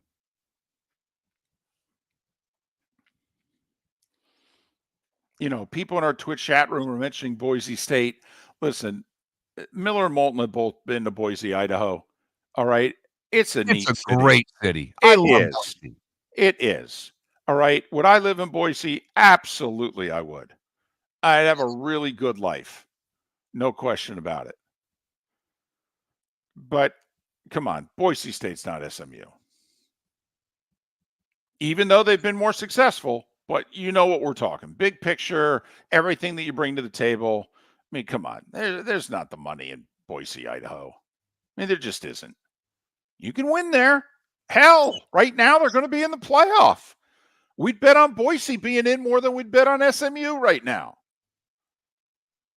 Ooh, but how would Boise? That's a good bet right there. I'd take Boise too, but I want to know what kind of odds you're going to give me for SMU. Well, if you really think about it, I mean, Boise just has to win the Mountain West. I mean, Washington State came in at 21 and Army at 25. I mean, those are the only other two Group of 5 schools, I think. And Army's not a Group of 5; they're an AAC. I mean, I think Boise can lose a game in November, win the conference title, okay, and they'd still get in as the Group of 5 representative. What would be interesting is if Army's only loss is to Notre Dame and they won the AAC, would you put Army in over Boise if Boise loses another game? And if Washington State runs the table, you've got that as well. Right. You still have Oregon State on their schedule, which is a name. Right. It's not a good schedule, though. Now, Sonny nominates West Virginia. He thinks West Virginia should basically be what SMU looks like they're becoming. I've always thought, it's amazed me that, I think Pitt should be better than they are in all their sports. There was a time they were. And I do think the move to the ACC has really hurt them. Yes, it has. But I don't, and people in Pittsburgh are into Pitt, but they're never going to be the Steelers, if you know what I mean. When the Canes are good, they're every bit of the Dolphins in Miami. Pitt, I don't think, is that way in Pittsburgh. By the way, a fascinating question from Jim and Alva in our Twitch chat room. So if you're Florida, let's just say they fired Napier and they called Lashley at SMU. If you're Lashley, what do you do? You mentioned Oklahoma. Well, what if the Gators called?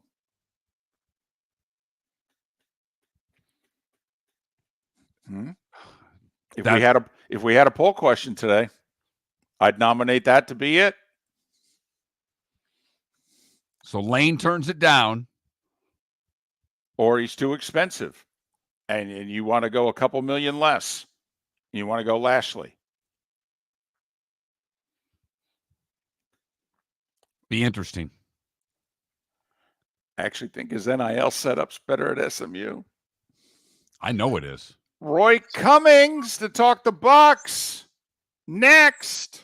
We started our show 18 years ago and have been fired 3 times, but Miller and Moulton have never lived on the edge like we are now. We have our best morning ratings ever, are steadily adding affiliates, yet we only have a few sponsors. And if that doesn't change, we can't continue. But if you want to advertise on Miller and Moulton, reach out to one of us directly by texting sponsor to 21,000 or contact Mark on X at that Mark Miller or me at the David Moulton. You can save Miller and Moulton and make your business some serious money by texting 21,000 The Cape Coral Police Department is growing. They are currently looking for police officers and are offering a $10,000 signing bonus to newly hired officers. If you desire a career in law enforcement, or if you are already in law enforcement and thinking about making a move to a better agency, think Cape Coral Police Department. If you're looking for a police department that is committed to excellence, that invests in the highest level of training, state-of-the-art equipment, and some of the highest compensation in all of Southwest Florida, then the Cape Coral Police Department is for you. Visit capecops.com. That's capecops.com. Sleep problem but don't want to wear a CPAP mask? This is Mark Miller for Sleep Treatment Direct. The mask wasn't working for me, and I didn't think I had an alternative. I do. We all do. They have such simple alternatives with greater success than the mask. visit sleeptreatmentdirect.com.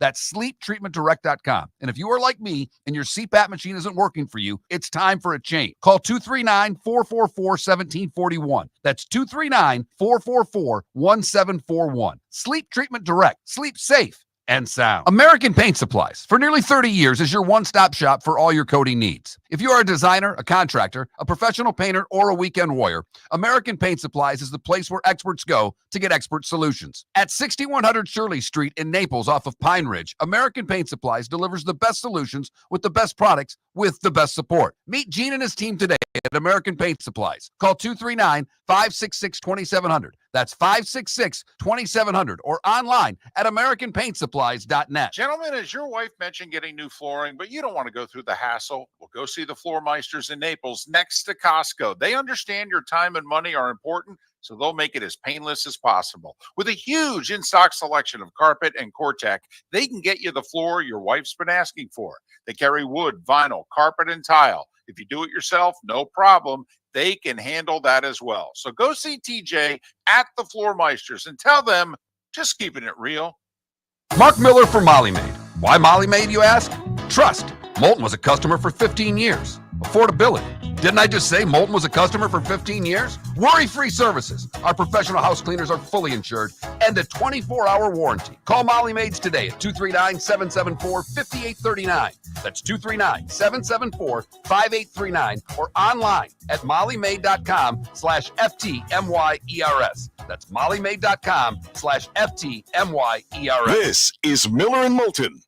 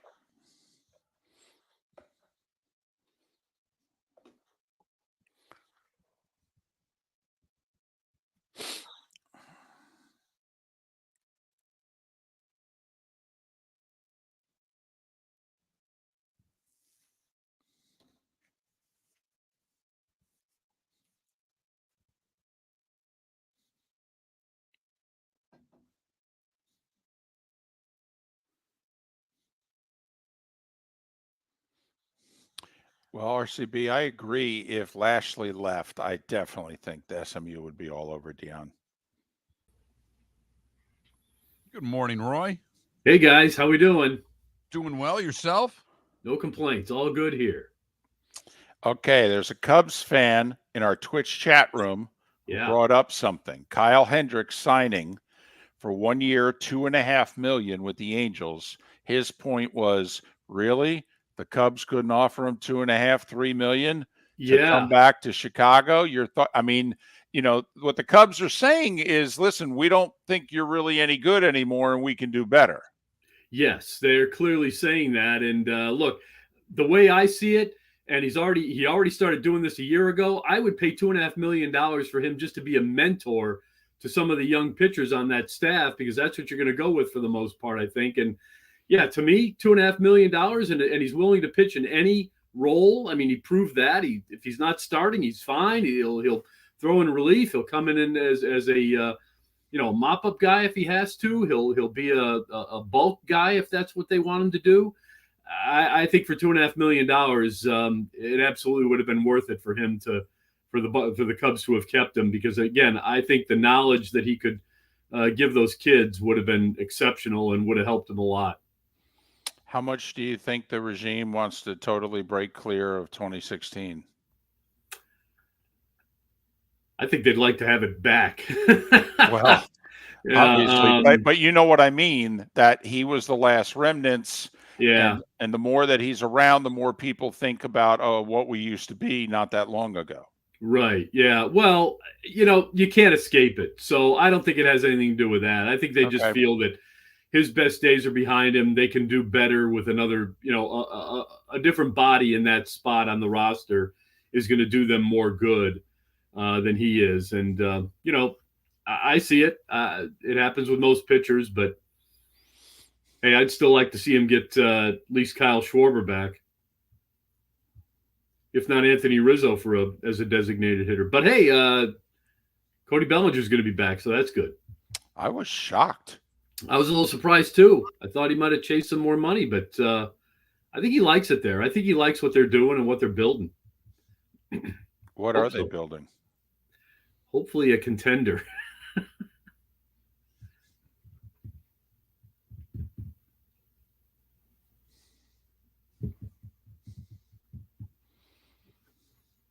By the way, we had some fun with the Rays calling in on Soto.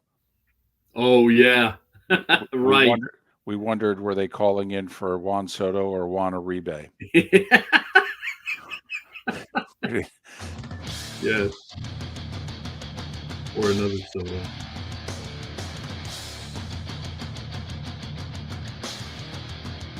You're listening to Miller and Moulton, coming at you from the Floor Meister Studios. Floor Meisters, keeping it real. And now, here's Mark Miller and David Moulton. Halfway home for those of the 239 and the 904, the final hour of Miller and Moulton in Charlotte County and surrounding areas, Lake City and surrounding areas. Thanks so much for being with us.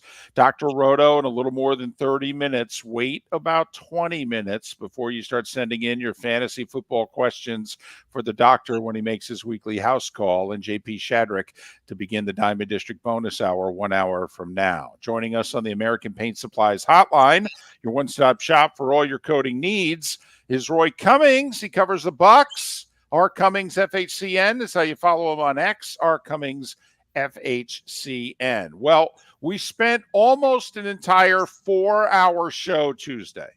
No joke. It messed me up. It woke me up in the middle of the night. I could not sleep. I thought about it all day on Tuesday. Not our election, not trade deadlines. Literally, the only thing I could think about all day was, how the hell did Todd Bowles not go for 2? Your thoughts on the decision, his reaction afterwards when asked about it, your thoughts.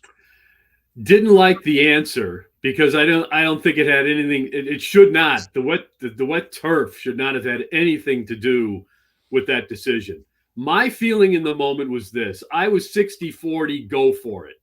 Try to end it here, because you had some momentum going. The 40% of me said, okay, look, your defense hasn't been playing poorly. If you do go for it and miss it, you're criticized for that. This is a no-win situation for the head coach. And I don't care how you fell on it. Once it's over, decisions become a lot easier. But in the moment, I thought, go for it ahead of kicking the extra point. But when he kicked the extra point, I said, okay, now it's a 50-50 shot. 50-50 against the Chiefs is not a great odds, really, especially when it's comes down to a coin toss. But I think that he believed that his defense was playing well, which it was, as well as it has played all year against as good a team as it can play. And then I think he was hopeful that if they didn't win the toss, they would at least get off the field with after giving up a field goal and have a shot to at least tie the game or win it themselves. So I see where he's coming from. I don't like the answer. At the end of the day, I would have probably gone for it and given it a shot. But even if he goes for it and misses it, then he's criticized for not having faith in his defense and offense in overtime on a day when they were playing their best football in a long time.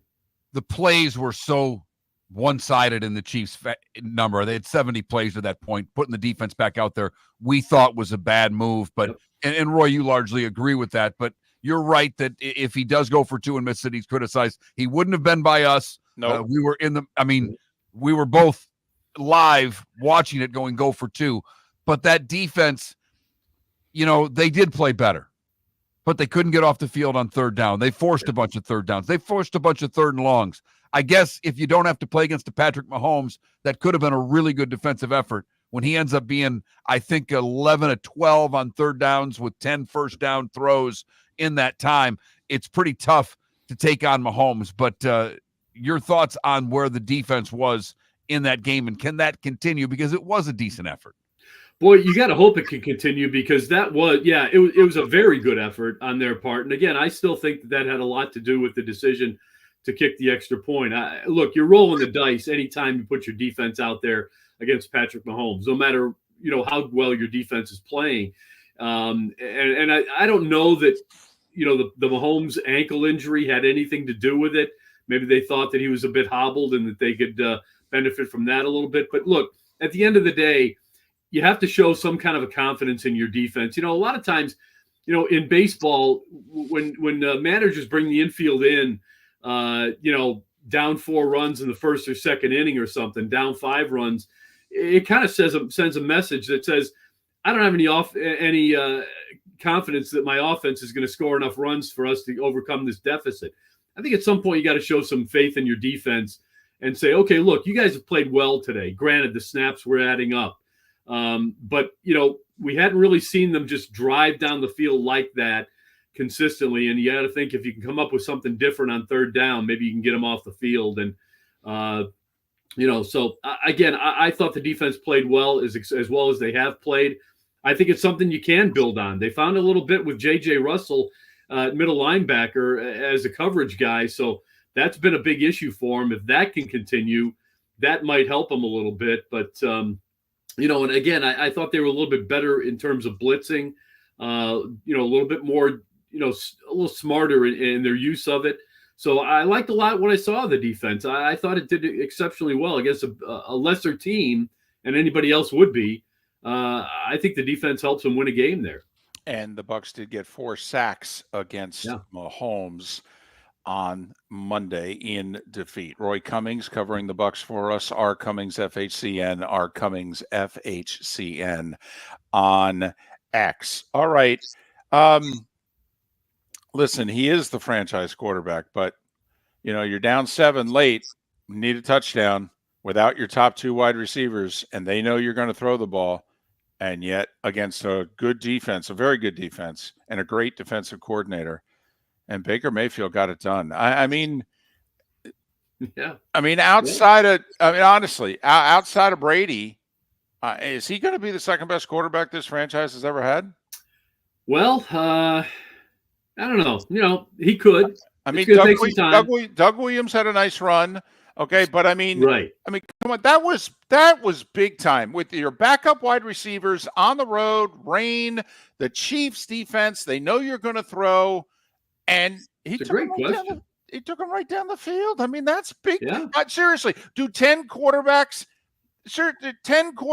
make that drive with that personnel grouping? At best 10, but he's one of them. He's one. Look, I thought for a while that Baker, over the last couple of years, I thought Baker Mayfield's going to fit in your top 10, 12 in the NFL. I think he's moved up a couple of notches. I don't like the interceptions, obviously. But again, as I said last week, he's starting to feel the pressure of the defense not performing, and he's trying to make plays. Every quarterback does it, trying to do things that they shouldn't do because they think it's all on them. Well, when it was all on him, he came through, and I think he's going to continue to do it. He's done it before. He's a playmaker. He's a bit of a gunslinger at times. He's a risk taker, but that's what you love about him. And there are going to be mistakes from quarterbacks like that. They're going to frustrate you at times too. But at the end of the day, he's going to do everything he possibly can to get you a score when you need it. And he did it. And yes, the Bucs have an absolute treasure in Baker Mayfield. It seems like the rest of the league and most of the national pundits don't really recognize it until he has a moment like that. But we're fortunate to be seeing it every Sunday. So good for the Bucs. It was a really smart move. Loved it when they made it, and it's done nothing but pay dividends since. Now San Francisco and CMC back in the lineup more than likely. Perfect timing for the Bucs defense that they're going to now face the San Francisco team who's getting healthy on offense. Yeah. It looks as if the same recipe to win for this week is what it was last week, that the Bucs are going to have to go up and put 30 up. Yeah, perhaps. Although, look, I don't know that Christian McCaffrey is going to play that much. What I've heard is we're talking maybe 25 snaps. And look, those could be 25 great snaps from Christian McCaffrey. But the Bucs can stop the run. Look, I think they're confident coming off of this game. I think I believe they have a decent game plan for getting to Brock Purdy and harassing him. I think that can be done. It's going to come down to, they may need 30 points, but as we just said, I think Baker Mayfield can get you 30 points, even without Mike Evans and Chris Godwin. Look, Kate Otten has proven to be a weapon. And, they've got some other, weapons at the receiver position, the running back room. And you know what? One of the things I was really glad to hear the commentators talk about in the Monday night game, Joe Buck and Troy Aikman, was they were talking about the fact that running back room is really good. There's some special talent in that room, and the Buccaneers have a lot of options there that they can turn to. And I think they're just now starting to get into the playbook. Look, we saw some things from Liam Cohen last week that we haven't seen, and I liked it. Some of the formations, some of the not trick plays, but just the different looks and stuff, the way they were, handing the ball off at times, on a wing back. To me, it was really unique, and I think there's more in there, and I think that's going to help them. Yeah, they may need 30 points, but I think they're capable of it, even without Evans and Godwin. Well, 24 points on 52 snaps is a hell of a job by the offensive coordinator. It really is. Kelsey had 14 catches, and the Niners have Kittle. Now, he may not be Kelsey, but do you think the Bucs have a problem defending the tight end? Because Kyle Shanahan, if he finds a pressure point, he will exploit it. Yeah, they will.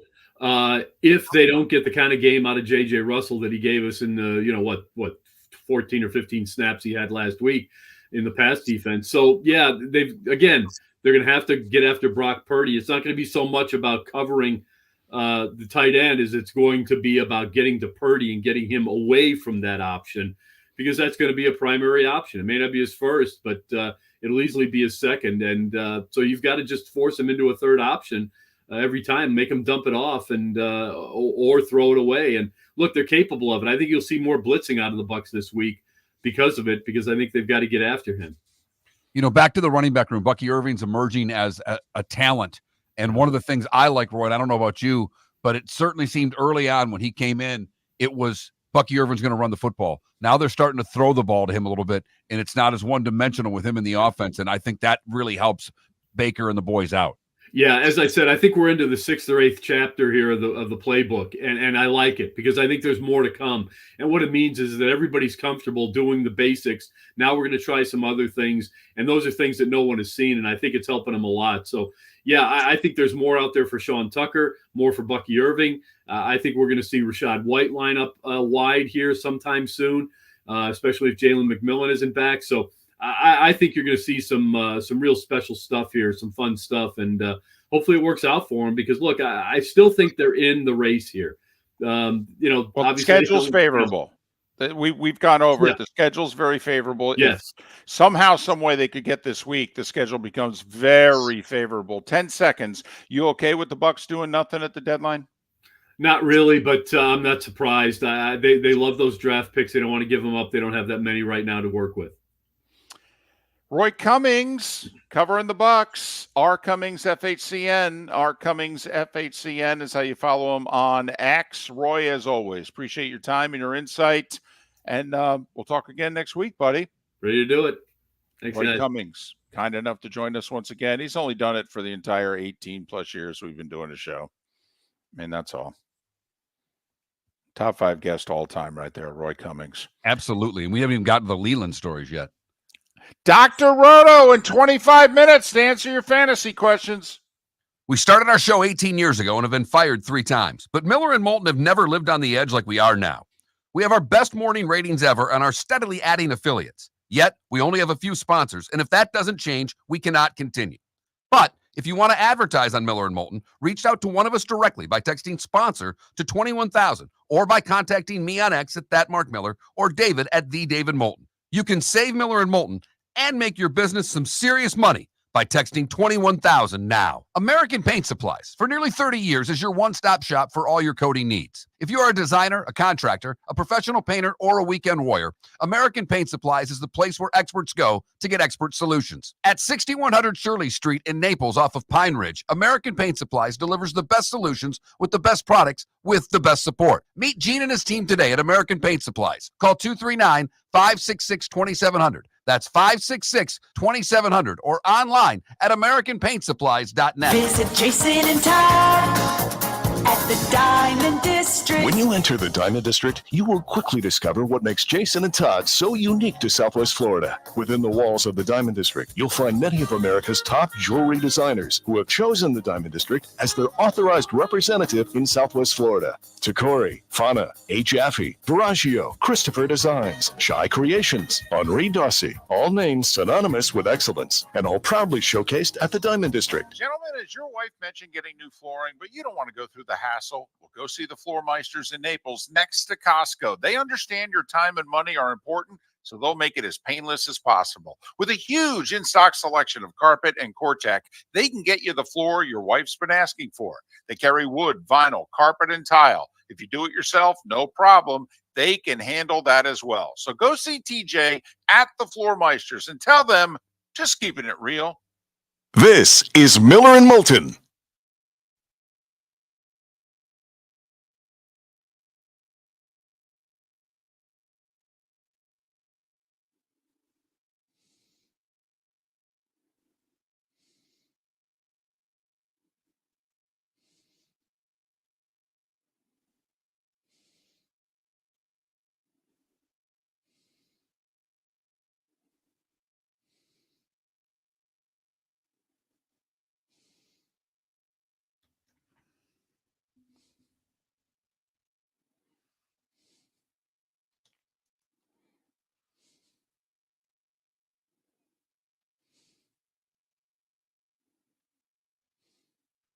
And I think they will lose him, Ambient.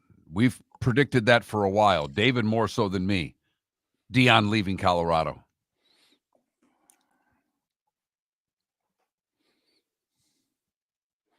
I'm worried about his health. He's got circulatory issues in altitude. I'm worried about his health. He's what, in the early 50s? I mean, he's, let's see. He's got to be. Oh, no. He's got to be 55. Yeah, mid-50s. I don't know. I got to think Deion's got to get out of the altitude.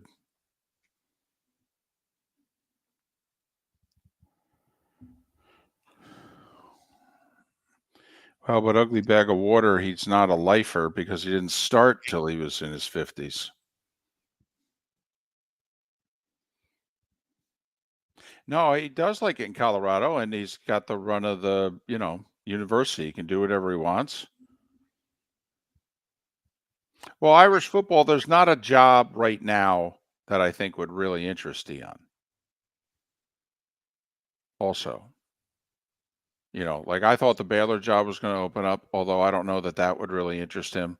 But Aranda looks as if he's doing enough to keep it.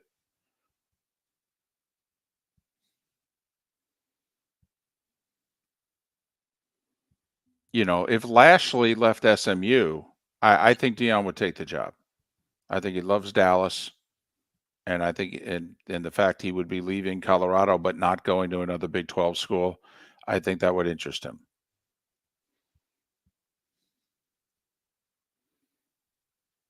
Well, I don't think the Gators would ever offer it to him.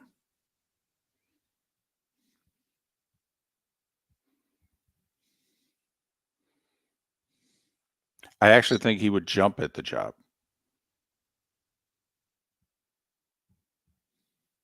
But I don't think the Gators would ever. I don't even know if they'd interview him.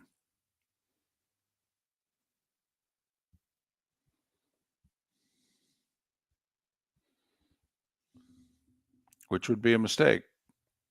But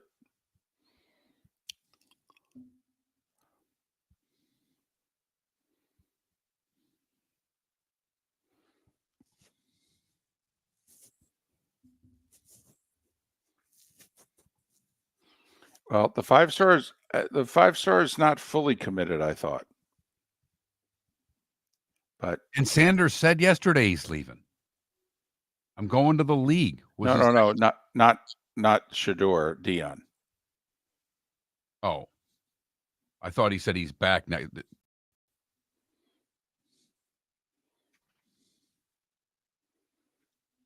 No, Adam, I don't. No. I think Billy's going 5-7.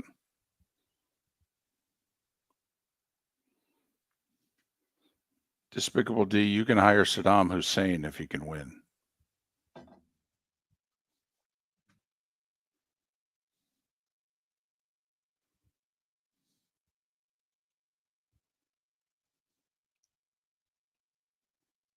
I don't know. Deion's not in a good place with FSU right now.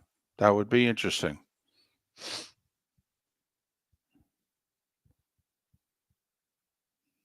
He's not happy with them.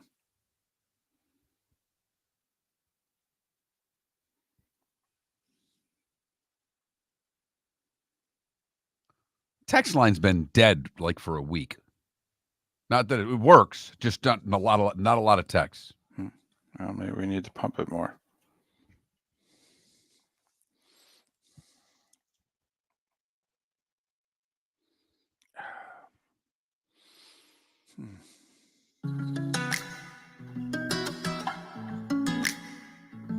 Welcome back to Miller and Moulton. Text the guys what's in your mind at 21,000.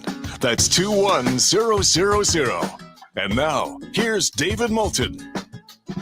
21 minutes past the hour, about 15 minutes away from Dr. Roto to answer your fantasy football questions. You can begin submitting them at 21,000 on the text line or in our Twitch chat room, twitch.tv/Miller and Moulton. Your fantasy football questions, you only get one.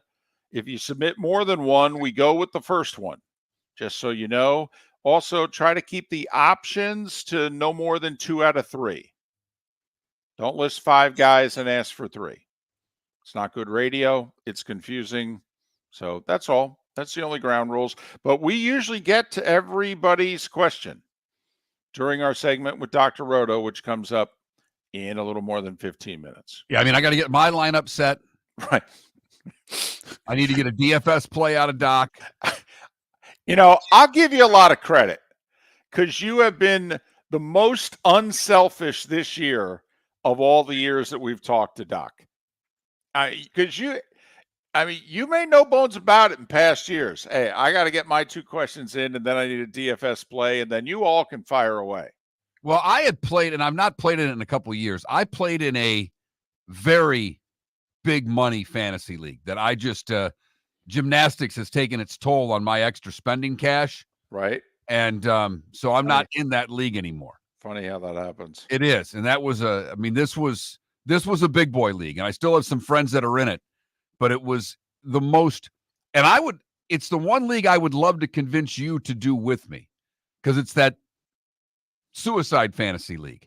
You can use you get the whole league's roster, Once. but you only can use a guy once. Right. And I love the premise of that league. Absolutely love the premise of it. I find it intriguing. You know, when do you use Lamar? Right. When do you use Joe Burrow? Right. Love it. And then you're paying attention to the injuries. When's that second running back starting? You know, the guy in San Francisco, they got all those CMC's out. Got to play that guy before CMC comes back. Right. So it was a fun league, but it was a costly league, and cashed once, which gave me enough money to make it a break-even premise over the few years that I did it. But get your questions in now. 21,000 is the text line, 21000. Send in your fantasy questions, Dr. Roto, in about 15 minutes' time. It's a story we brought up in our first hour. The Mountain West is pursuing North Dakota State. Apparently, North Dakota State interested, curious. I mean, most people haven't been to Fargo. Fargo's a great city. Some money, not huge money. Is it big enough to compete in the upper echelon of the Mountain West? Not sure in the wild, wild West days that we're in right now, number one. But here's the subplot to that story, Mark. The powers that be don't want the FCS schools to become FBS. They don't. I mean, you notice how every year, hey, we had 113 schools, and we had 117, then we had 120. Now we're up to 124. right? Or is it 134? 134. 134, right. They don't want more than 134. And so there's thought that Sankey and Petiti are going to try to make it even more difficult for you to make the jump from FCS to FBS, which I have to admit, I don't understand why. How does that concern you? What do you care? A, if it stays as it currently is, what do you care who joins the Mountain West? B, if you're going to have this 40-team Super League, well, who do you care? So I don't get it, but that's apparently the word that the powers that be in the sport, I mean, we've talked about it in basketball where there's well over 350 Division I men's and women's basketball teams. And adding more seemingly every year. But they make it difficult on you. You have to sit out a 4-year probationary period. Which is maybe the dumbest thing that I've ever heard of. You spend all this money to get yourself to the top level of college basketball, and then you have to go on probation for 4 years where you can't play in the tournament. It's the whole reason you're moving to that level in the first place. And the odds are so stacked against you to get into the tournament that they, just because of talent alone, then they put a 4-year probation on you. It's ridiculous. And conferences are torn. They want to be welcoming to the new schools. So they're like, do we let them play in our conference tournament as a nice gesture? That sounds great. What if they win games? What if they win the conference tournament? They can't go to the NCAA tournament. And that's now happened. It happened a couple years ago in the Atlantic Sun Conference with Bellarmine out of Louisville.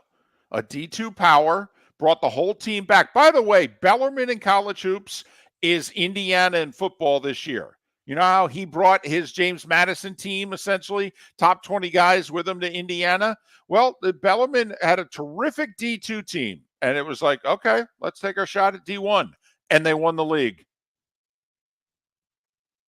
The only thing is they couldn't get to go to the tournament, which was absurd. I mean, come on.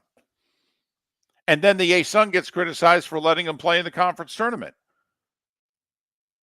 And trust me, I criticize the A-Sun for letting them play in the conference tournament. But the A-Sun's philosophy always was, well, they're members. I mean, we don't want, to say, well, you're kind of a member, but not really. Well, and the A-Sun has fought to just keep its membership at a level where they can continue to be a conference. So when you're trying to seduce a school to your conference, hey, you've got to offer that conference tournament because other conferences may not be. So, but that applies, remember, the NCAA is in charge of all the other sports. They're not in charge of football. You make the jump from FCS to FBS, you're eligible right away. Unless for whatever reason the conference has a rule, and no conference has a rule like that. But Miller and Moulton wouldn't make the jump. We would rather be the whale in a bathtub than the small fish in the big pond. Yep. We don't think it makes financial sense, and we certainly don't think you can win at the level that you did prior. Because we don't think it's a small fish in a big pond. We think it's a small fish in an ocean.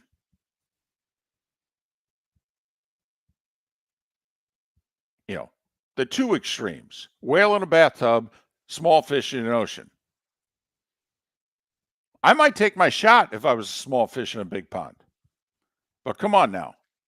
Big-time college football, that ain't a pond. I mean, that's at least the Gulf of Mexico. That's a body of water. I mean, if it's a lake, it's a lake with a name on it that we all know. It ain't a pond. It ain't a creek. It ain't a canal, if you know what I mean. Any other bodies of water you want to get in? River. I left out river.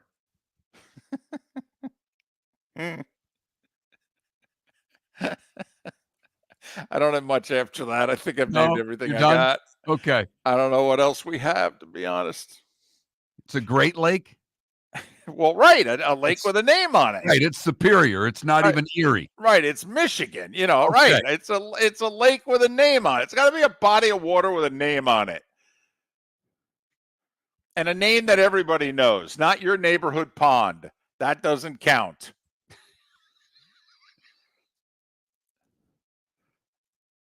You know, like, is Okeechobee big enough? No. North Dakota State going to the Mountain West. Okay, is that like jumping into Lake Okeechobee? No. It's jumping into the Gulf of Mexico, David. Thank you. You are very much correct, and we appreciate this little Just body of water discussion. feel like I've just like unleashed a category in Trivial Pursuit back in the day, and I never got any of those answers right. Dr. Roto to answer your fantasy football questions next. Mark Miller for Molly Maid. Why Molly Maid, you ask? Trust. Moulton was a customer for 15 years. Affordability. Didn't I just say Moulton was a customer for 15 years? Worry-free services. Our professional house cleaners are fully insured and a 24-hour warranty. Call Molly Maids today at 239-774-5839. That's 239-774-5839 or online at mollymaid.com/FTMYERS. That's mollymaid.com/FTMYERS. You have a sleep problem but don't want to wear a CPAP mask? This is Mark Miller for Sleep Treatment Direct.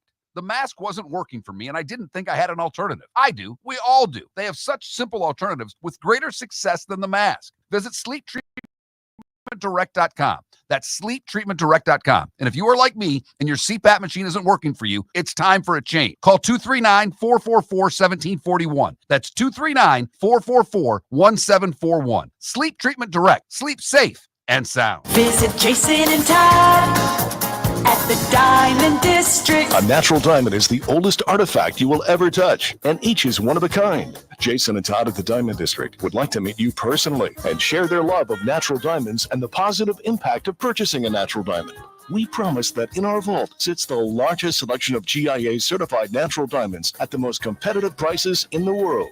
Jason and Todd look forward to shaking your hand and welcoming you to their Diamond District family. The Cape Coral Police Department is growing. They are currently looking for police officers and are offering a $10,000 signing bonus to newly hired officers. If you desire a career in law enforcement, or if you are already in law enforcement and thinking about making a move to a better agency, think Cape Coral Police Department. If you're looking for a police department that is committed to excellence, that invests in the highest level of training, state-of-the-art equipment, and some of the highest compensation in all of Southwest Florida, then the Cape Coral Police Department is for you. Visit capecops.com. That's capecops.com. This is Miller and Moulton.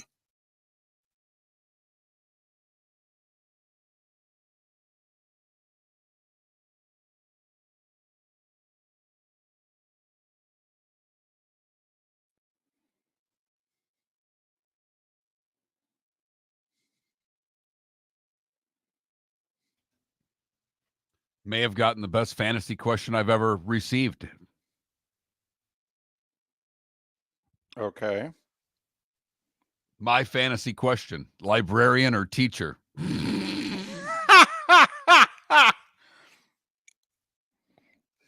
I said librarian, close. Teacher, but outstanding.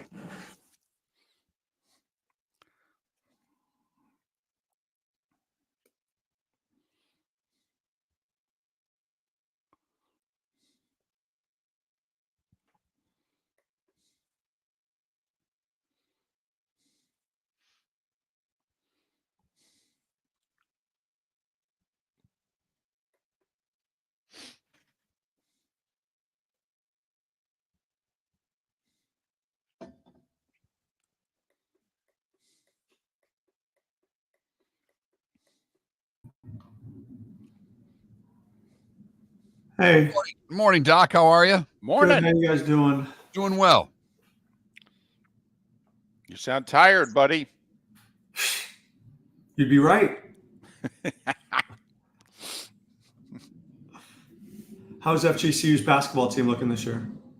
I have no idea, but I know that their preseason prognostications are no better than middle of the pack. Lipscomb, Jacksonville, probably the top 2 teams in the league, in my opinion. North Florida just beat South Carolina on Monday, Wow. and they lost their best player to Tennessee as a transfer, so that was a hell of a win. Is Chambers not able to recruit better guys? Well, I mean, his connections are all Pennsylvania. I mean, he doesn't recruit anybody from the Southeast, so, you know. That doesn't bode well. He's got no excuse. It's year 3. They're all his guys. So I will say they have a tough early season schedule. They have 3 of the first 4 on the road. They do have an interesting home game coming up if anybody's interested. They host St. Bonaventure. That's a solid game to go see. The Woj game. Yeah, exactly. When is that game? I would go to that. I think it's mid-November. It might be next week. Okay. I was going to see if I can catch on with my son when he's home over break. At worst, the week after, but I'm pretty sure Wednesday, November 13th. Yeah, it's next Wednesday.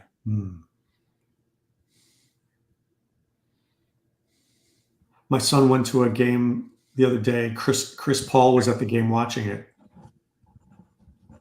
Where was he? Rice. I was going to say. Yeah.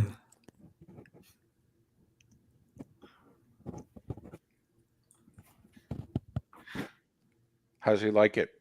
He's liking it. He likes it a lot.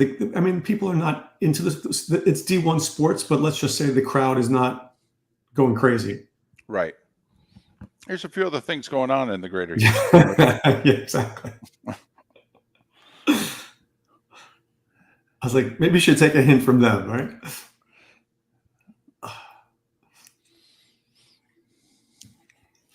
Who's playing receiver for the Bucs this weekend? Anybody know? Well, Shepard's hurt. McMillan's hurt. Another reason they should have gone for 2. By the way, the Kelsey brothers did their podcast, and they both said they would have gone for 2. 100%. On the road like that?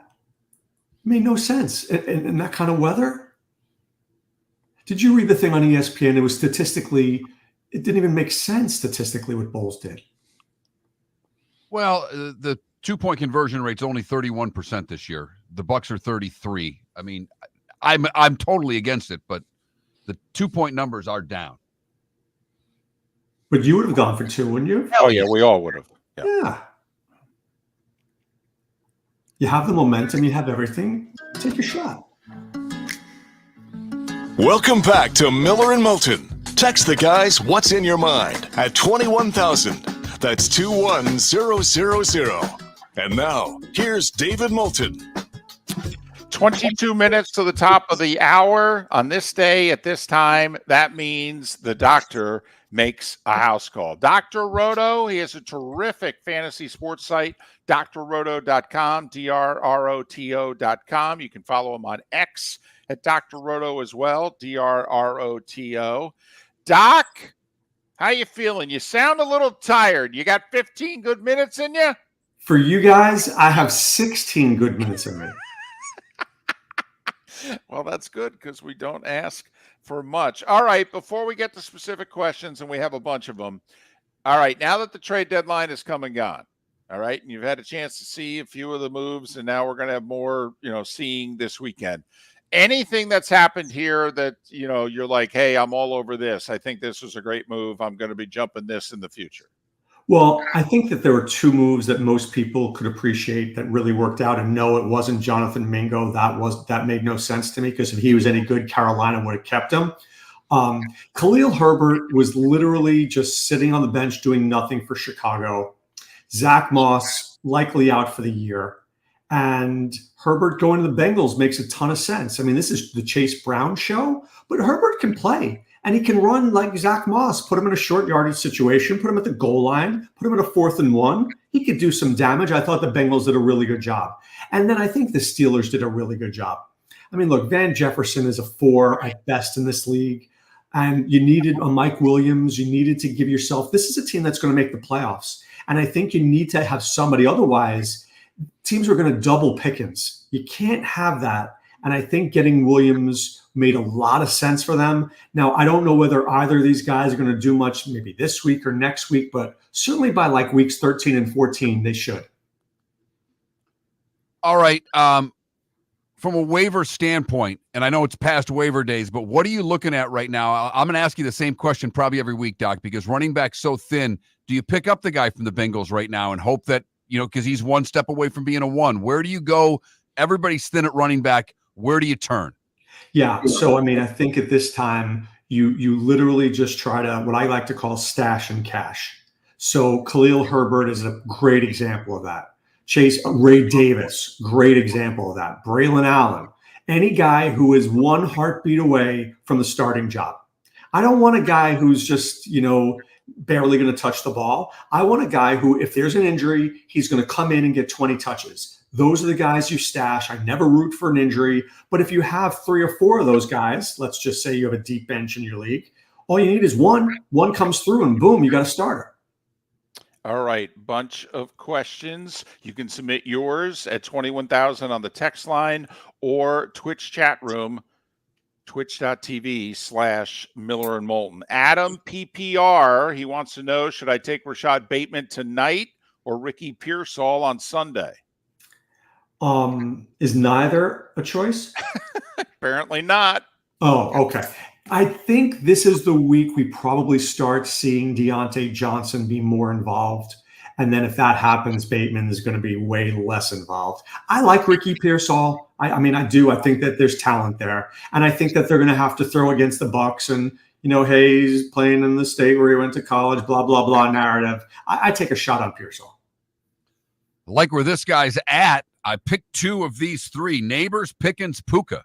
Who are you sitting? Yeah. Sometimes when you have questions like this, you just, I give you these answers. I like them all. I like all these guys. I'm never sitting Neighbors against the Panthers. That would be the worst life decision I can make. But now Pickens against, Washington. Washington's playing better though. And Marshawn Lattimore is there. That's interesting. Puka against the Dolphins. I don't think I want to sit him, but listen, go with your gut. Look at what the options are. Look at your opponent. And this is one, maybe this is the best way to answer this question. I want a guy with a high floor more often than I want the guy with the high ceiling, right? The high floor means the guy who I know is going to put up 10 or 12 points a week. Now, if you're playing a team that's projected to beat you by 30 points, well, then maybe I need the ceiling guy. If you're playing a team that you're projected to win, then you want the floor guy. In this case, I think Pickens probably is the floor guy, but it's close. All right, couple of quarterback questions that both involve Joe Burrow. DC wants to know Sam Darnold or Joe Burrow. Look, I really like Sam Darnold this week, but I can't imagine benching Joe Burrow, who's playing at a really high level against a Baltimore defense that is not very good right now. No, and Baltimore's worst in the league against pass yards, so yeah. I'm with you. And is the answer the same for B-Rob, who wants to know Baker Mayfield or Joe Burrow? Oh, look, we were just joking before. Who's going to be the wide receiver for the Buccaneers? I'm not sure. And I think the 49ers are going to be a whole lot better after that bye week. Sometimes bye weeks come at the perfect time. I think look, the Bucs are going to get killed this week. And I don't mean that in a disrespectful way because I think they've done a good job. That was an emotional loss. They should have gone for 2. You're on a short week against a team that's coming back from a bye with arguably one of the best 3 players in the league returning. Good luck with that. I think I know the answer to this one, but I'll ask anyhow. Gesicki or Andrews tonight? Which tight end do you start? Yeah, when T. Higgins is out, Gesicki has become the wide receiver too because they can move him, right? He's not an inline tight end. They line him up anywhere. And look, I played him in DFS last week. And in the first quarter, I was annoyed. I was like, oh, man, this guy stinks. And then all of a sudden, 5 for 100 and 2 touchdowns or whatever it was. So get on board with Gesicki, especially when T. Higgins is not there. Even though Isaiah likely is out and Andrews will probably have a better game than normal, right? Yeah, and look, Isaiah likely is out, but let's understand something. Deontay Johnson is in. They never really had a second receiver. And no, I don't consider Rashad Bateman a second receiver. You're going to give the ball to Derrick Henry. You're going to give the ball to Zay Flowers. You can't not feed Deontay. He just won't stand for that. And look at what receivers are doing. Look at the Bears right now. Do you see how miserable DJ Moore looks on the field? Well, it's not just how he looks. You should listen to his press conferences during the week. He ain't a happy camper. No, he's like, fire Eberflus. And look, we've discussed this. Caleb Williams not good. He's not good. If you're DJ Moore, you're pissed. So you can't. These receivers are divas. You bring Deontay in, you can't not throw to him. Now, look, I like Mark Andrews. I do. But I think there's just a lot going on there for Baltimore. Sonny wants to know Flowers or McConkey? Look, that's such a great question. After last week, somebody asked me that on Twitter. And I said, play lad. And then somebody responded, you should be fired for malpractice or something like that. Listen, if I knew that Zay Flowers was going to do what he did, I would tell you Zay Flowers. I liked Lad's matchup. Lad had a decent game last week. He did, played well. But at this point, after what we've seen, how do you ever bench Zay Flowers? I don't think you can anymore. Tua or Cousins? I really like Cousins this week. The Saints are reeling. I can't imagine that the Falcons don't put up 3 touchdowns, maybe 4. I mean, that's what we're looking at here. And if they're going to do that, I mean, those games are always 27-24 type games. So Cousins is going to be slinging it. I like Tua. I mean, Tua's fine, but can we just talk about some of the play calling from McDaniel this season? How it's just head-scratchingly bad? As a Tyreek Hill owner, please continue. I mean, you're giving the ball to guys who shouldn't even be touching a ball in situations. They're not getting the ball to Tyreek like you want them to. I just don't even understand what they're doing. J. Noel wants to know Trey McBride or TJ Hawkinson. I think this is the week that TJ Hawkinson scores. I think the Vikings are going to play really well. I think the Vikings-Jaguar game could explode a little bit in the scoreboard. That may be the game you had to have. And I think Hawkinson is ready to go. Is tonight's game the game you have to have, though? I mean, over under 52.5, both defenses really struggling. I mean, is this the game that you just double and triple down on tonight? I've got this theory. When it looks too good, go the other way. Okay. That said, that's me as a degenerate betting person who would tell you to do that. Right. But in terms of fantasy, I got to load up on the guys and hope they do well. But when it looks too good like this, I might think the under is in play. 21,000 on the text line. Text in your questions. Got a handful of minutes left, or twitch.tv/Miller and Moulton. PPR, pick one of these 3 to flex. Bucky Irving, Waddle, Tank Dell. Well, listen, I mean, how do we bench Tank Dell? And the Lions play a ton of man coverage. That's what Tank Dell excels in. Tank is in a great spot on playing him.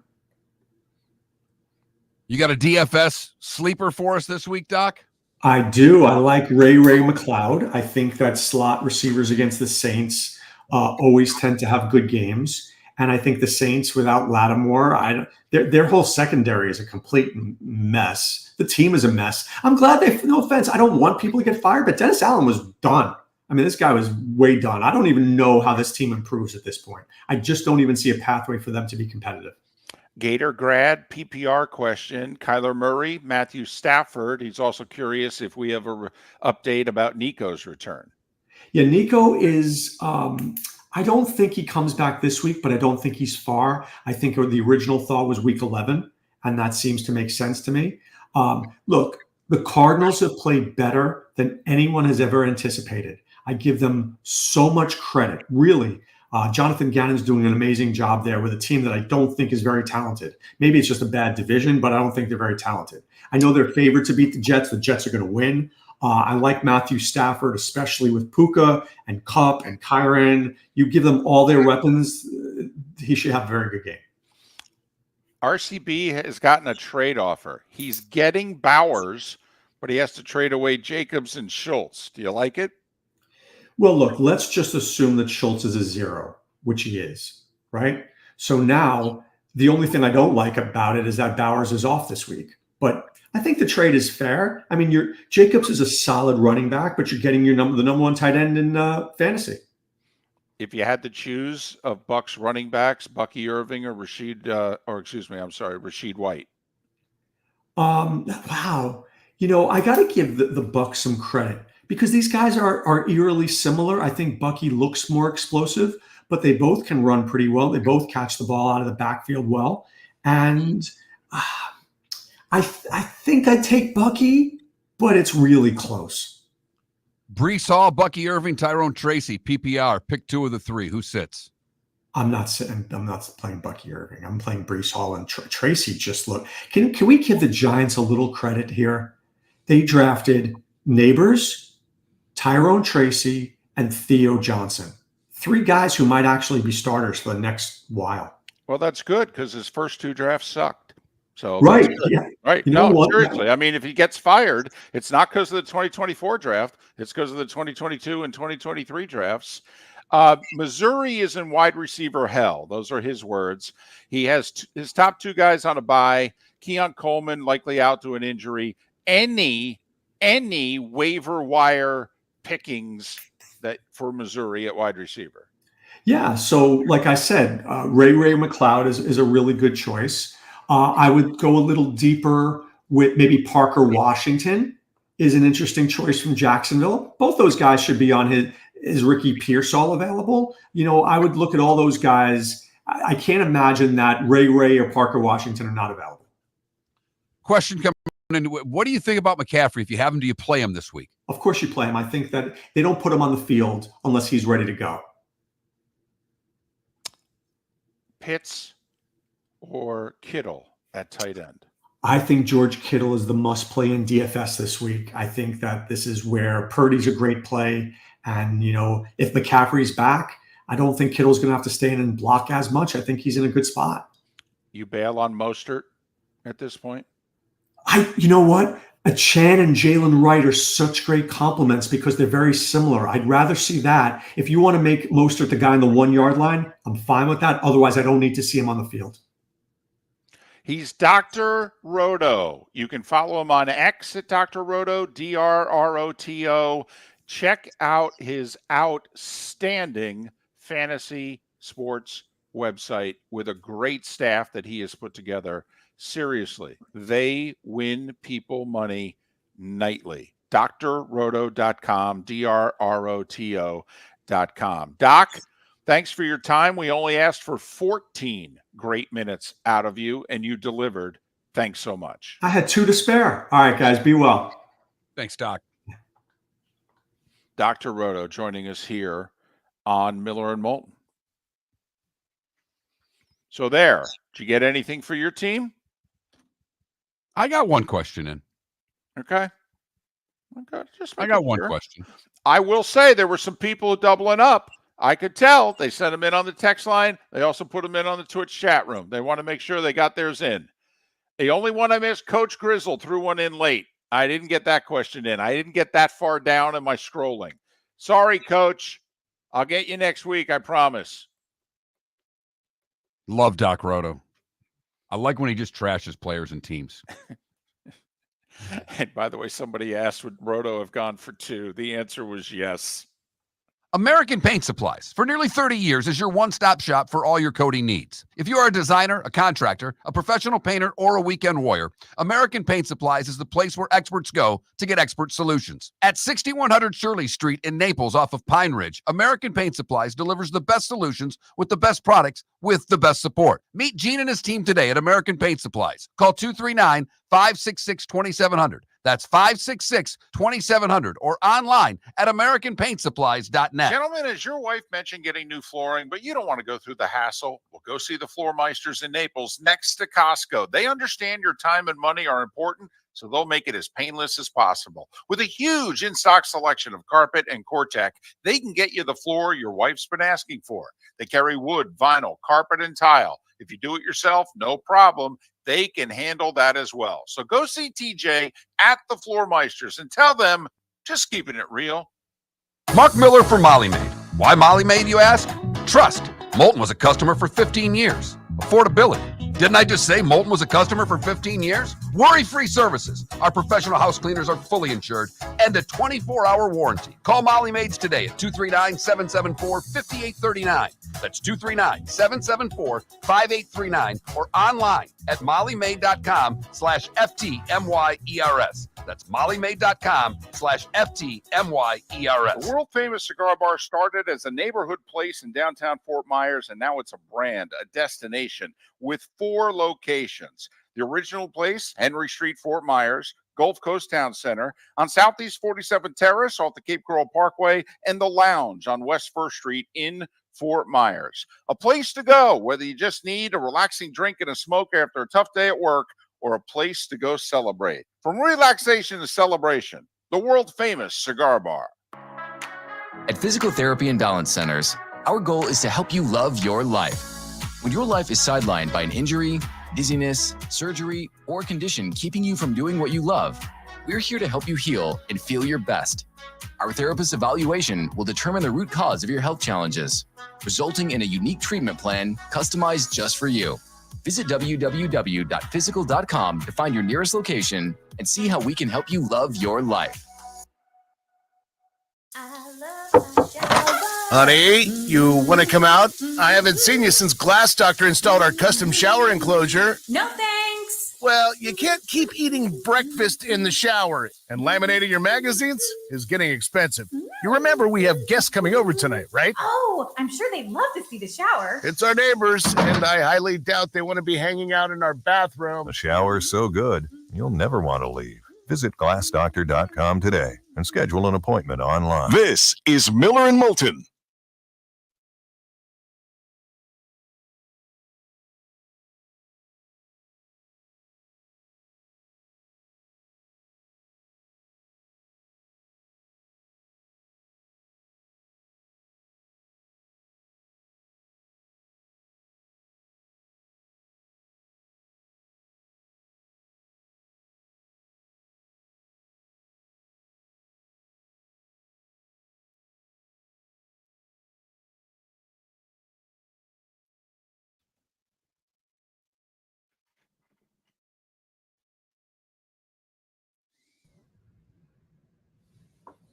Hi, JP. Cheers. Good morning. Hey.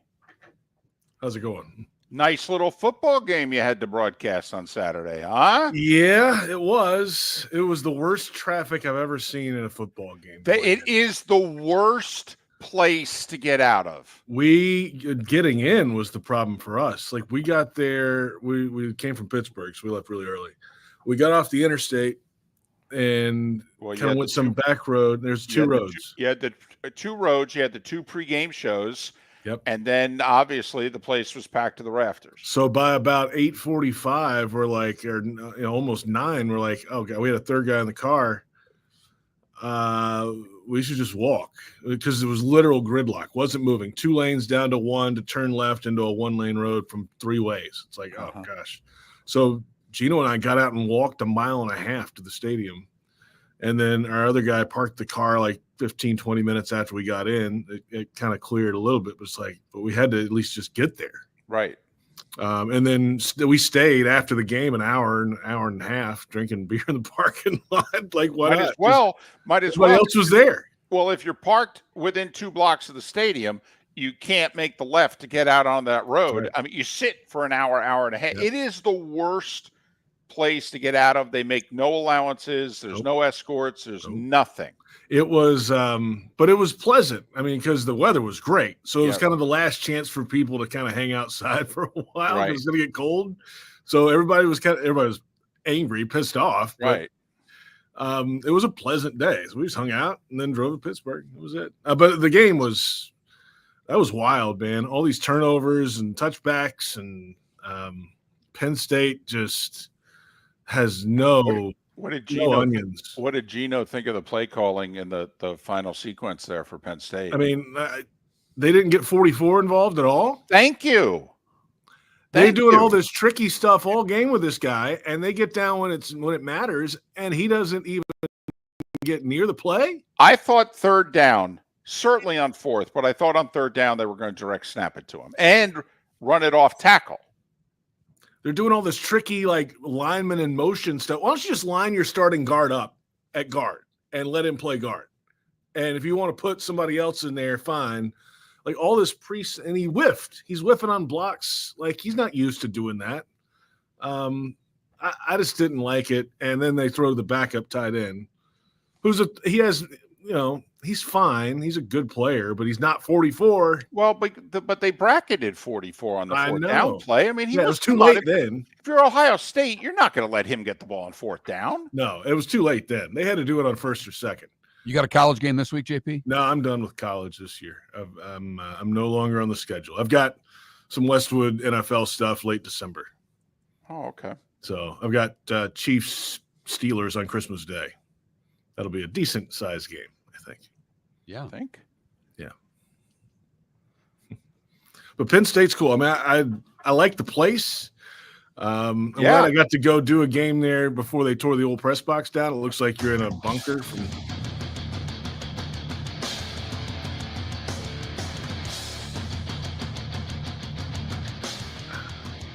You're listening to Miller and Moulton, coming at you from the Floor Meister Studios. Floor Meisters, keeping it real. And now, here's Mark Miller and David Moulton. And just like that, fast-moving show on this Thursday. It's time for the Diamond District Bonus Hour. JP Shadrick joins us every Thursday at this time on the American Paint Supplies Hotline, your one-stop shop for all your coating needs. How are you, buddy? I'm well, buddy. Nice to talk with you guys as always on Thursday mornings, 9 o'clock. We do it every week. Love doing it. And hey, a lot going on. It's the double dip season is kind of done for me, but we're back to Jaguars football. JP Shadrick, Touchdown Radio Network. He did Ohio State, Penn State last week. Let's start there. And whether it's your thoughts or that of your Heisman Trophy winning colorman, Gino Torretta, how about the goal line sequence? How about the game? How about how Ohio State ended the game, running it right down there? You know what? I mean, your thoughts on your trip to Happy Valley? Well, I mean, this was a referendum on each coach in big moments, going into it. Which coach that has been terrible in big, important games can figure out a way in a big, important game? And they kind of fell into it, like Ohio State. I think Penn State, clearly there's something going on there where they get down and they get conservative when they shouldn't be. They're doing all this tricky pre-snap stuff all game.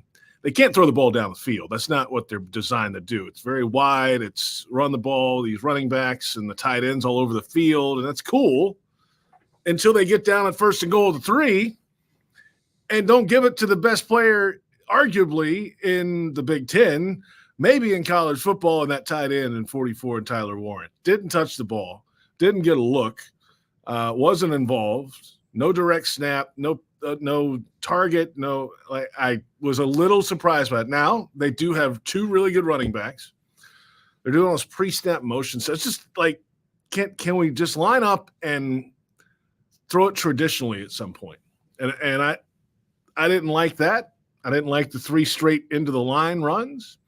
Ohio State knew it was coming, felt like, and then they threw it to the backup tight end on 4th down. So, and then, hey, credit Ohio State. They're back at their 1, and they could have, they did the push for 4 yards to the quarterback to get off the goal line, which, hey, that would have worked on the other side for a touchdown. And then they just kill the clock. I mean, and just ran all over these guys. So, all right, credit Ohio State. They got the job done. It was a wild game, like all these turnovers and touchbacks and things. But in that moment for Penn State, it's just here we go again. All this PTSD from the years before for Penn State fans, it just continues now with another failure in a key moment against Ohio State. It's every single year, now 8 in a row. How close is the talent in your estimation? When you watch that game, JP, because most of us think that Ohio State has a much more talented roster than the Nittany Lions. You're there up close and personal. How close are the rosters in your estimation? I like Penn State's defense. I think those guys can play. I like their edge guys. I think they can really bring it, and then they, one of them was injured a little bit. So that, it wasn't 100%, but Carter is a real player. And I think he had 2 sacks in the game. And so I think they're really talented. Now it's hard to beat that freshman wide receiver for Ohio State. Isn't that the biggest difference? Is that Ohio State's got game breakers at receiver, Yes, they do. and Penn State has possession receivers. And they have always had possession receivers. I can't tell you the last time they had a game-breaking wide receiver at Penn State. O.J. McDuffie. Maybe. I mean, Allen Robinson wasn't that. He's a 50-50 jump ball guy, and that was a long time ago. Parker Washington with the Jaguars now is a slot guy. I mean, that wasn't really his game. But Ohio State has those 5-star skill guys that they go out and get 1 or 2 a year. It's like, oh, wait a minute. This is a different caliber of off. Now, they scored 20. It wasn't like they put 40 on the board. But that's the difference with a team like that. And in the trenches, too. Like on offensive and defensive lines is where the difference is for elite college football teams. And you can be good, but if you can't push it in from the 3, okay, that's a problem, and that'll be the difference. It's a very fine line, but when they don't have those horses up front to push it in from that far, then that's a problem. Oh, no, go, Mark. I was going to say Ohio State really finally answered that question that they're tough enough in that game, though. Yeah. I mean, that's been a question that's been asked of the Buckeyes for a while. They answered that question in that game, didn't they? It feels like it, yeah. I mean, because it was that kind of game. It was a slugfest. It was like, okay, nobody's putting up 40 today. Let's grind this thing out. We've got to run the ball. They've got a pair of really good running backs too, and Judkins and Henderson and guys that can kind of change the way they run a little bit. And the tight end's okay, right? He's not 44 for Penn State, but they motion him some, and they kind of get him out there. And the quarterback is what he is, right? He's a transfer, come in. He's not going to stand back there and pat the ball and throw it over the yard. That's just not his style. He's a one-year wonder, kind of the last year of his thing. Let's see what happens down the line at quarterback for Ohio State. But yeah, they had to be tough. That was a tough kind of game. That was a traditional Big Ten duke it out for 60 minutes game. Let's switch to the Jags. You're part of the Jags radio network. Are we to assume, because we haven't seen an announcement unless we missed it, but with the personnel move that the Jags made yesterday by claiming C.J. Beathard off somebody else's practice squad, when you have to take up one of your 53-man roster spots in doing that, doesn't that scream Trevor ain't going to play this week? Mac's going to play, and C.J.'s going to back him up, and Trevor's shoulder injury, which we didn't know about until yesterday against the Eagles, is enough to have him miss at least a game. Well, yeah, I mean, it's abnormal. I'll say that. They haven't announced anything about who's starting, whatever, any of that stuff. However, Trevor Lawrence was limited in practice on Wednesday, left shoulder injury, apparently right before halftime, went headfirst diving and whole thing. And during the game, Mac Jones was actually warming up at one point on the sideline in the second quarter. And then at halftime, Trevor Lawrence was late coming on the field. Like he was still with the medical staff inside. Came on like last second. Mac Jones is warming up. They're like, oh, we're good. And Trevor goes in the game and finishes the game. So, okay, how bad is it? Well, it's enough to have an insurance for 3 weeks at least. And when you sign somebody off the practice squad, they have to be on the active roster for 3 weeks. So C.J. Beathard, who was here the last couple of years, is the backup. They know him. He knows the system. They know that's part of the comfort level. I think it's an insurance policy just in case Trevor has some complications or something pops up. But this is why Mac Jones is here, right? I mean, Mac Jones played a lot of football, and in theory, he can jump in there and run the offense. It hasn't been good anyway, but like maybe he can run it just the same or a little bit better, with a banged up Trevor. We'll see how the week goes. They're not ruling him out yet, but you're right to point that out. These roster spots are valuable, and when you're taking one up for 3 weeks, that tells me there's something else. And and last year I think they would have sat Trevor down if they had somebody at the level of Mac Jones that has played that much football at a higher level, right? They had Beathard last year, so Trevor kind of fought through some of these injuries and played. In some other seasons, he might not play, so this might be one where they just sit him down. We'll see how the week goes. Consistency is everything for Trevor, and it's not been there.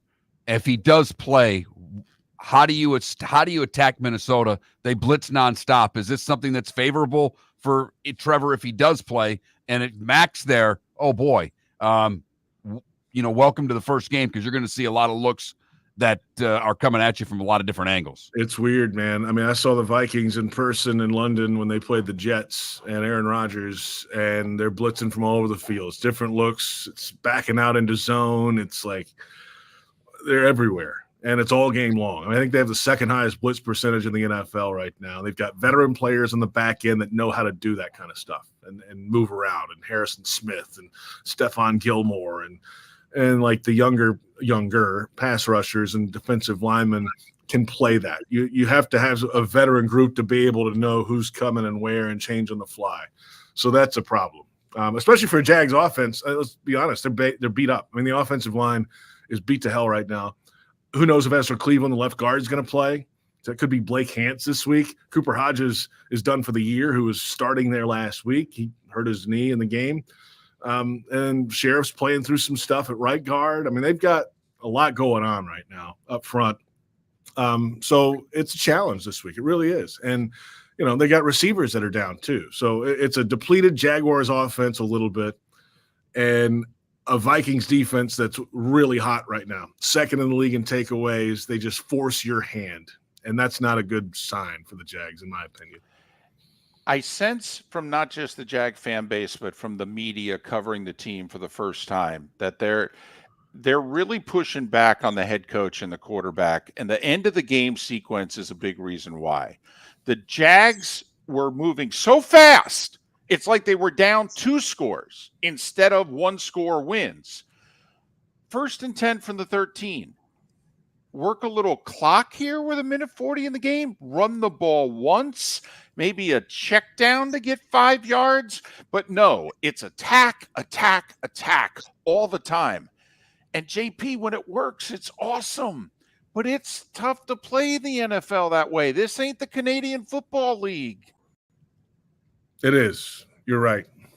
That's a great statement. But it's frustrating. We all kind of thought the same thing in the live moment in the studio here. It's like, wait a minute, there's like 1:40 left. Like, right? They have all their timeouts. Make them use some timeouts. You work don't some clock. Want them to have the ball back. All right, at least. Okay, what are you going to get? 4 shots? Well, if you throw the bad shot on the first shot and throw it away as an interception, you won't get the other 3 anyway. I mean, so I'm kind of with you. Now, also that play. I mean, Dearness Johnson was the target on that play. However, they started him in the backfield, and again, I'm not a huge X's and O's guy now, so bear with me here. They motioned him out. The linebacker followed him and was deep and off the ball. So, like, he was so deep anyway, he didn't have to run anywhere. It's like, why was that even thrown? Well, and that's like, what Tiki Barber said. Tiki Barber said it was a bad matchup. It's a running back against a linebacker. The linebacker's bigger. He said, as a running back, you don't throw a jump ball to a running back. I get if he's like close to the line or he's caught up in traffic, if you don't motion him and you can kind of beat him out there, you throw it earlier. So anyway, there's all that. Everything, all the things we're talking about, the clock management, the play design, the execution or lack of by the quarterback, all that went into it. Well, and then Monday night, you see the stats where Andy Reid and Patrick Mahomes, okay, and where the Chiefs are in 1-score games, and then you look at the Jags and where they are in 1-score games, and you realize that the whole league seemingly is a 1-score league, and if you're losing all these 1-score games, well, would you have gone for 2 if you were? Oh my! Oh yeah. Oh, we spent the whole show on it. Yeah. Don't get him started. I can't take another day of this, JP. It's as if you were fed that line from Mark. Honestly, listen, I just had a feeling. We're big in Tampa, right? I've had a feeling that's what this is. JP Shadrick, Jags Radio Network, Westwood One, Touchdown Radio Network. He joins us and he gets us riled up every week at this time on Miller and Moulton. We started our show 18 years ago and have been fired 3 times, but Miller and Moulton have never lived on the edge like we are now. We have our best morning ratings ever and are steadily adding affiliates. Yet, we only have a few sponsors, and if that doesn't change, we cannot continue. But if you want to advertise on Miller and Moulton, reach out to one of us directly by texting sponsor to 21,000 or by contacting me on X at @MarkMiller or David at @TheDavidMoulton. You can save Miller and Moulton and make your business some serious money by texting 21,000 now. The world famous cigar bar started as a neighborhood place in downtown Fort Myers, and now it's a brand, a destination with 4 locations. The original place, Henry Street, Fort Myers, Gulf Coast Town Center, on Southeast 47th Terrace off the Cape Coral Parkway, and the Lounge on West 1st Street in Fort Myers. A place to go, whether you just need a relaxing drink and a smoke after a tough day at work, or a place to go celebrate. From relaxation to celebration, the world famous cigar bar. American Paint Supplies, for nearly 30 years, is your one-stop shop for all your coating needs. If you are a designer, a contractor, a professional painter, or a weekend warrior, American Paint Supplies is the place where experts go to get expert solutions. At 6100 Shirley Street in Naples off of Pine Ridge, American Paint Supplies delivers the best solutions with the best products with the best support. Meet Gene and his team today at American Paint Supplies. Call 239-566-2700. That's 566-2700 or online at AmericanPaintSupplies.net. Gentlemen, as your wife mentioned getting new flooring, but you don't want to go through the hassle, well, go see the Floor Meisters in Naples next to Costco. They understand your time and money are important, so they'll make it as painless as possible. With a huge in-stock selection of carpet and Cortec, they can get you the floor your wife's been asking for. They carry wood, vinyl, carpet, and tile. If you do it yourself, no problem. They can handle that as well. So go see TJ at the Floor Meisters and tell them, just keeping it real. This is Miller and Moulton.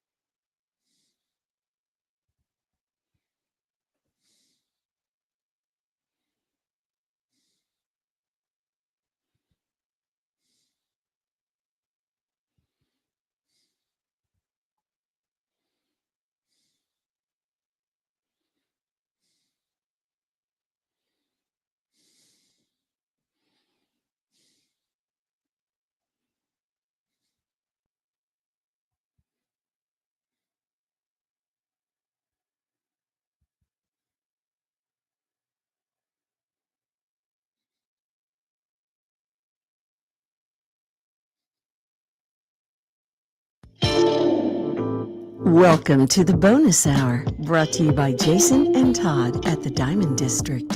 And now, here's Mark Miller and David Moulton. 21 minutes past the hour during this Diamond District bonus hour, broadcasting live from the Floormeister Studios. Floormeisters, just keeping it real. Good, bad, and ugly. What's on tap? Today was the day when. All coming up. You'll love this. A loyal listener to the show. Although with his schedule, he normally only listens to the Diamond District bonus hour. And he texted me about 45 minutes ago. Hey, where the hell's the good, the bad, and the ugly? Did you guys get rid of that? I love that. What are you doing? Okay, you're going to lose listeners. I text him back. I go, we haven't done anything with it. We just haven't gotten to it yet. He texts back. He went, oh, man, I'm an hour off. Whole time change got him a little verklempt, huh? Well, but it's Thursday. I mean, we did this back on Saturday, but he said, no, senior moment. Sorry about that. Never mind. So I hate this time change, by the way. Can I ask a question? Who likes it? No, seriously. Anybody? 21,000 text line, Twitch chat room. I'm serious. Does anybody like it? I mean, maybe some of our golf superintendents that listen. Okay. I don't know. Can't we just keep the same time 24/7, 365? Didn't we vote for it in Florida too? I keep thought we daylight did. savings time? I thought we did, or it was proposed by somebody who represents Florida. I think Rubio proposed it, I thought. But I don't know. I mean, there's a couple states that do it, right? Arizona doesn't abide by it, right? Don't they stay the same all year? Arizona and Indiana for the longest time both didn't. I think Indiana does now. I could be wrong. I don't know. I don't get it. I don't. And I don't know anybody who likes this one. You know,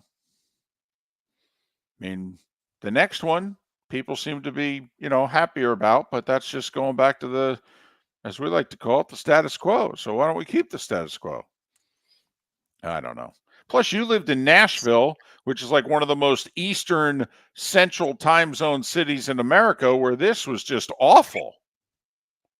I mean, it would be dark at what, 4:30? Yes. It was absolutely terrible. Ugh. Getting out of work and it's pitch black. Right. So I'm with you. You got my support. I support that message, Mark. It's nice not to, by the way, we're going to have football beginning tonight. No more of those ads. Isn't that great? Oh, my goodness. I mean, we're going to see like real commercials again. It's going to be like, oh, my goodness, somebody trying to sell a car. How about that? Hey, look, there's Peyton Manning. I've missed you. Where you been?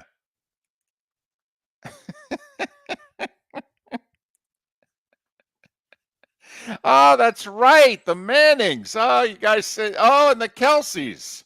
Oh, there's Patrick Mahomes. I haven't seen you guys in weeks.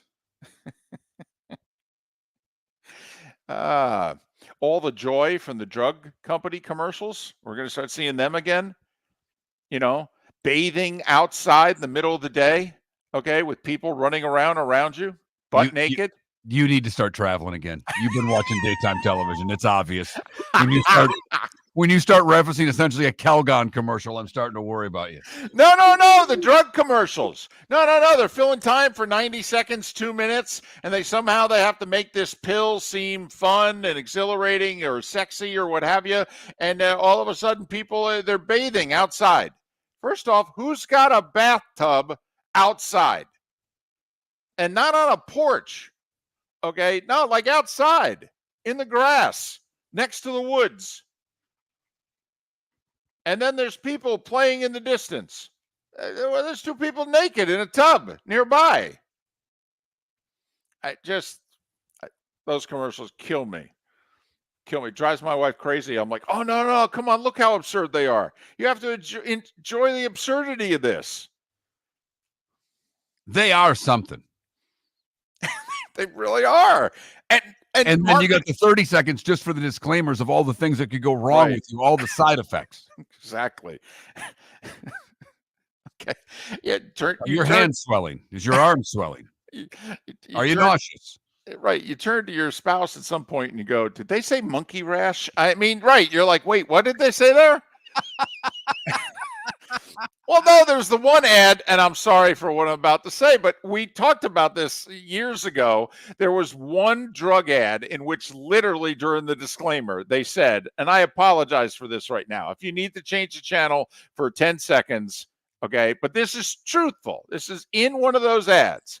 Anal bleeding, okay, stopped you and I in our tracks. We were like, is that what they said? Right. Yes. That's a tough one when you're reading the disclaimer. You and I do reads for a living. Okay? I mean, that's a tough one to just fly through and not have anybody go, excuse me? Right. The drug ads are the only ads that have longer disclaimers than the gambling ads. Right. I love the gambling disclaimers because you have to give apparently certain states, in order to approve gambling, you have to mention the hotline for if you have a problem gambling. And why can't we have one hotline? Right. And instead, every state has their own hotline. And so you get this national gambling ad, but 7 of the states make you read their hotline. Man, I wish we were reading those hotlines on this show. Oh, I know. But instead, we only have one choice to make bets. And they want nothing to do with us. No, they don't. Nope. Be nice if they did. But in New York, dial 1-800-NY-GAMBLER. Or Hope NY, something like that. Exactly. I believe that's what it is. And there's a 7 involved. I think it's Hope 7 NY. Why 7? I don't know. Well, it's a lucky number. They're playing craps, David.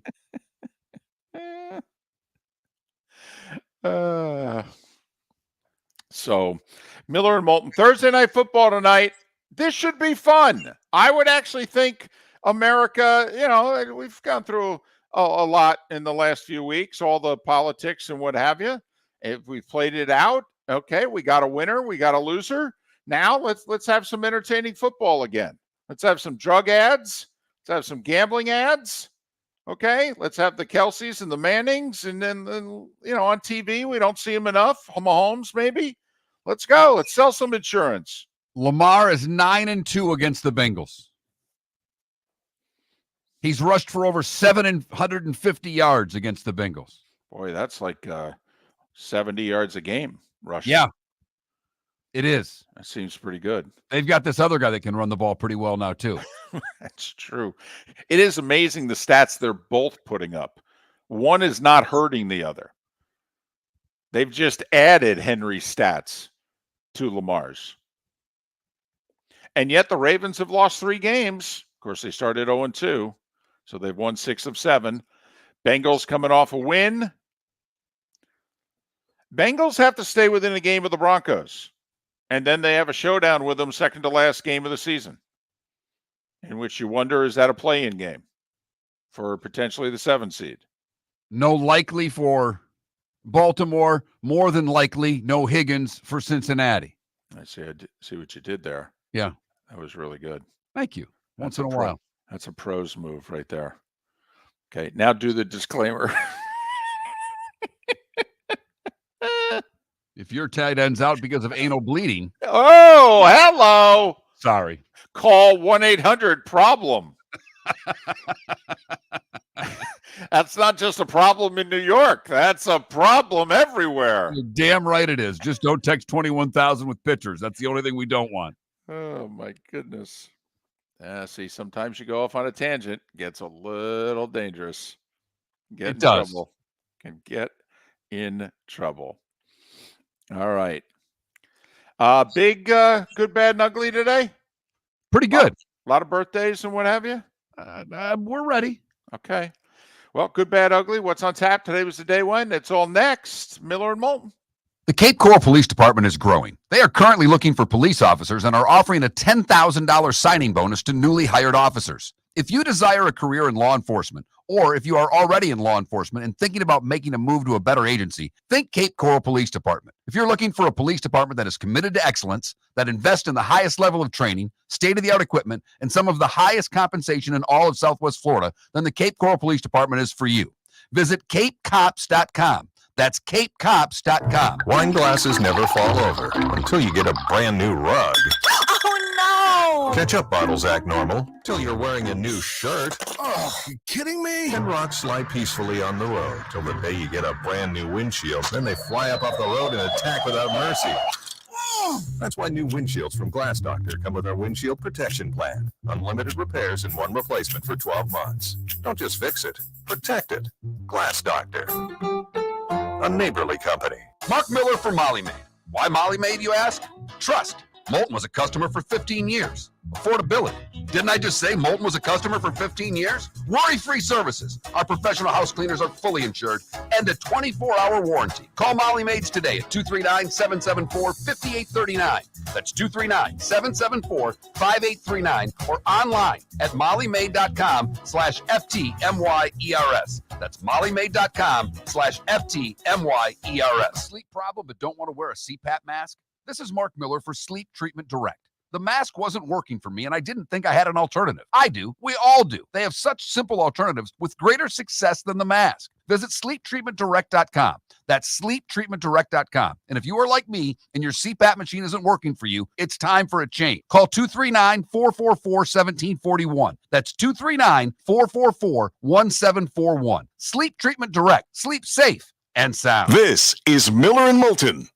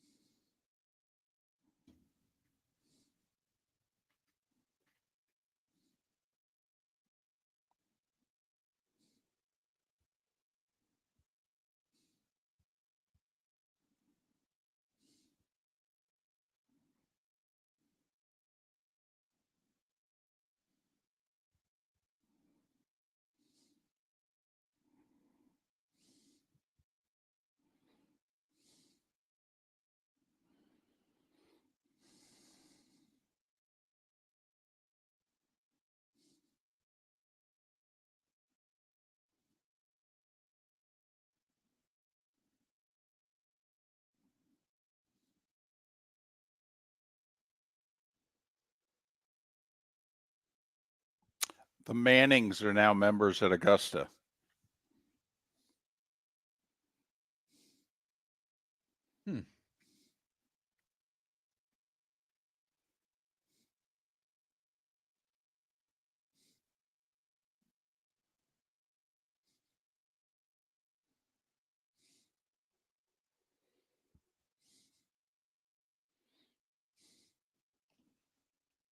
So I have to get a new car here.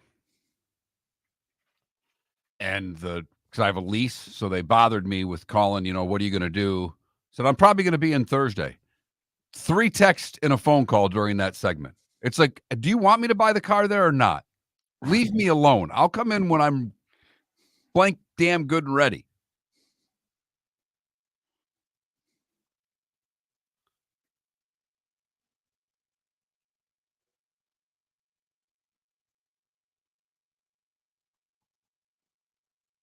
Anybody in the Twitch chat room a car salesman?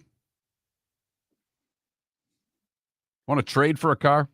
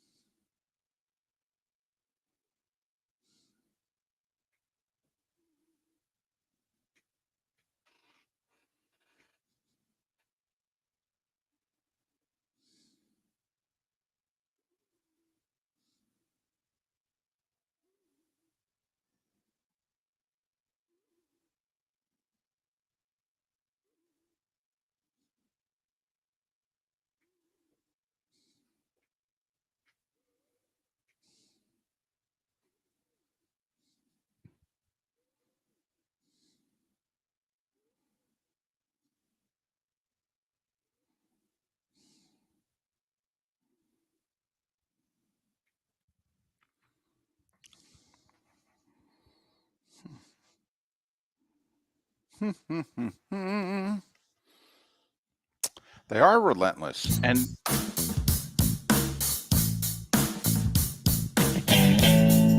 Welcome back to Miller and Moulton. Text the guys what's in your mind at 21,000. That's 21000. And now, here's David Moulton. 22 minutes till the top of the hour, 16 until we're out of here. Miller and Moulton, millerandmoulton.com, Miller_Moulton on X. Lee Sterling, Pat Kerwin, at the very least, on a Football Friday. Football Friday. Oh, Sorry. look at that. Look Open at the that. On a Football Friday edition of Miller and Moulton tomorrow.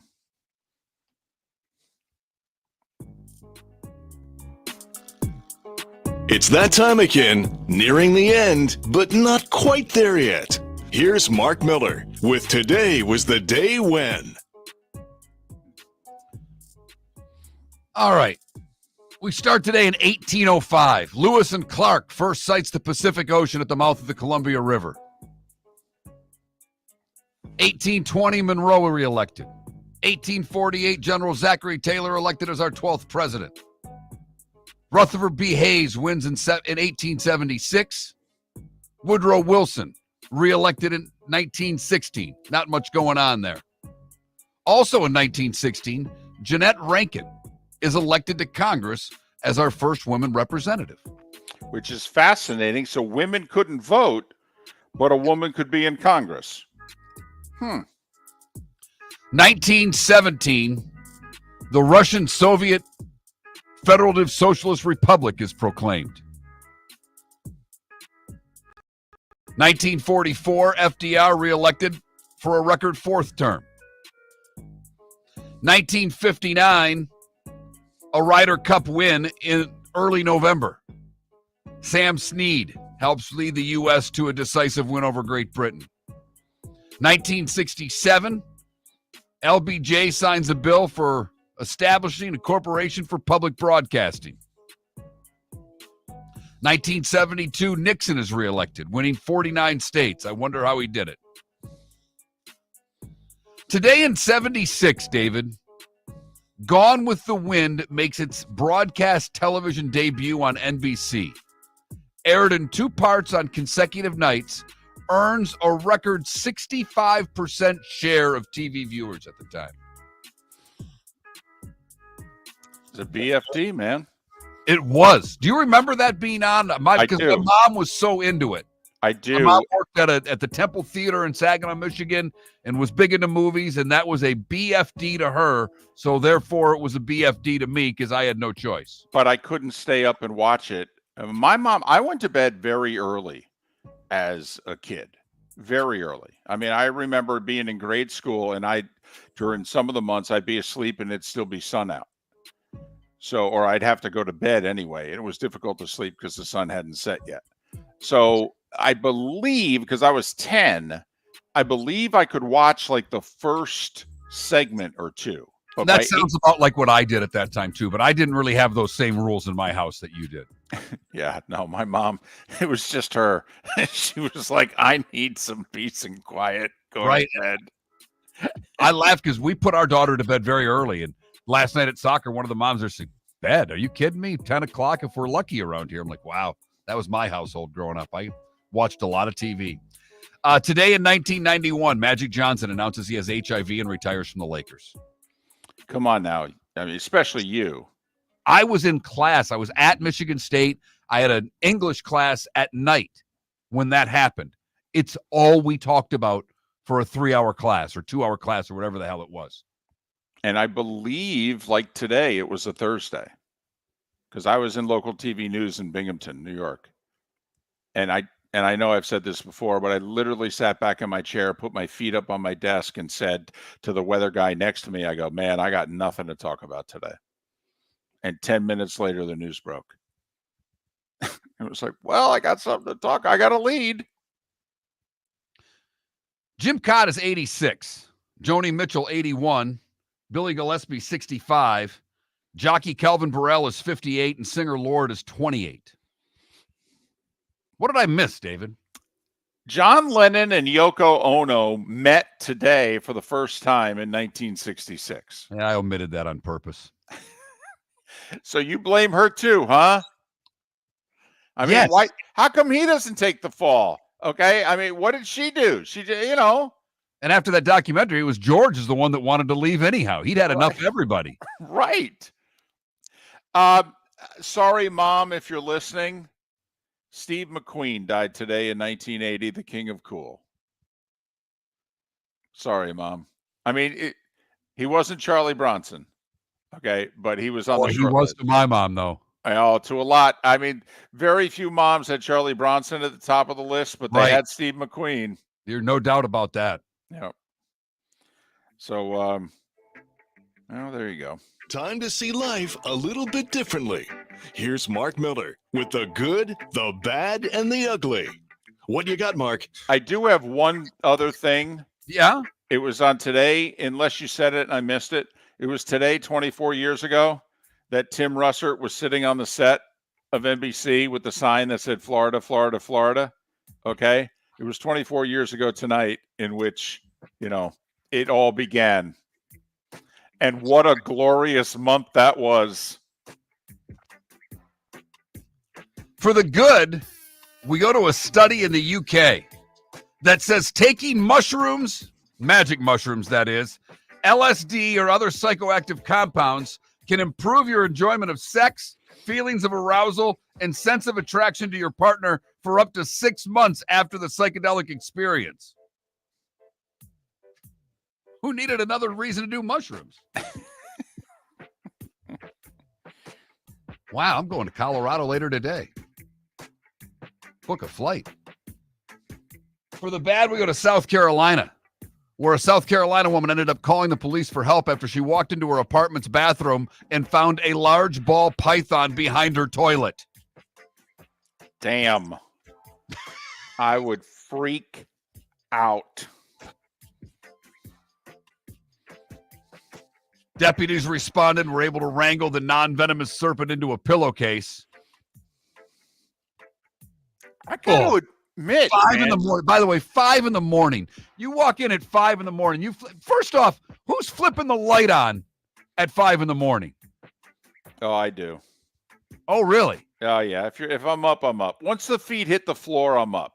Okay, so I can turn everything on. I can make noise. I can turn on lights. Once my feet hit the floor, I'm up. 5 in the morning, you flip the light on. You've got a ball python in your toity. Yeah, I'd lose my mind. And I actually got those backwards. That should have been the ugly. The bad was in Nebraska where, a Nebraska highway was littered with hundreds of boxes of energy drinks after a semi-truck overturned and wound up in a ditch. It's better if it's beer that overturns to get it.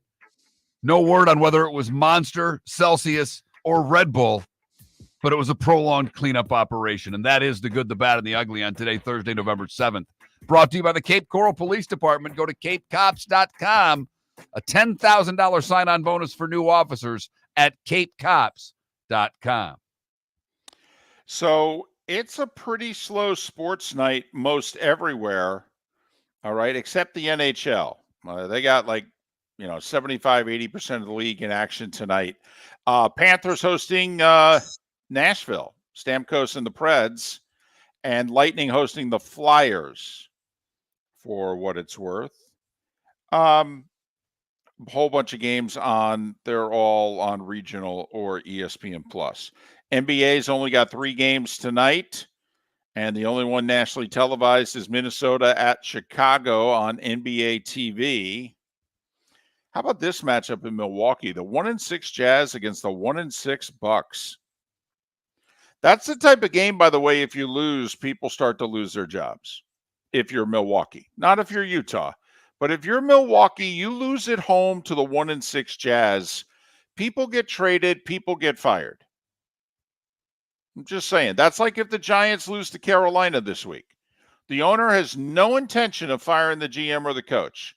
You go to Europe and lose to Carolina, who we all feel is the worst team in the league. You got to start questioning everybody, don't you? Yeah. I think so. There's one men's college basketball game tonight that involves a ranked team, and I'll be at it. It's in Gainesville. The Gators are hosting Jacksonville University. It's on SEC Network or SEC Network Plus or something like that. 8 o'clock tip. You flying solo or is Well, the son-in-law's coming with me because I may need a driver, and he loves basketball. So I said, hey, I'll make a deal with you. I'll get you a good courtside seat to see a nationally ranked team. You interested? He's like, yeah. Now he's a Knowles fan. I'll try to keep that away from, the Gainesville folks so they'll give him the credential. But so he's going to sit next to me with a headset on, but his mic's going to be off. okay? And That is a big deal for you to give a headset to someone and put them next to you because he's got to learn. I mean, is he going to learn all the rules on the way there, which basically is shut up and don't say a word? I just said his mic's not going to be on. Doesn't matter. He might yell. He might. Oh yeah, I know. Fall. It might come over your microphone.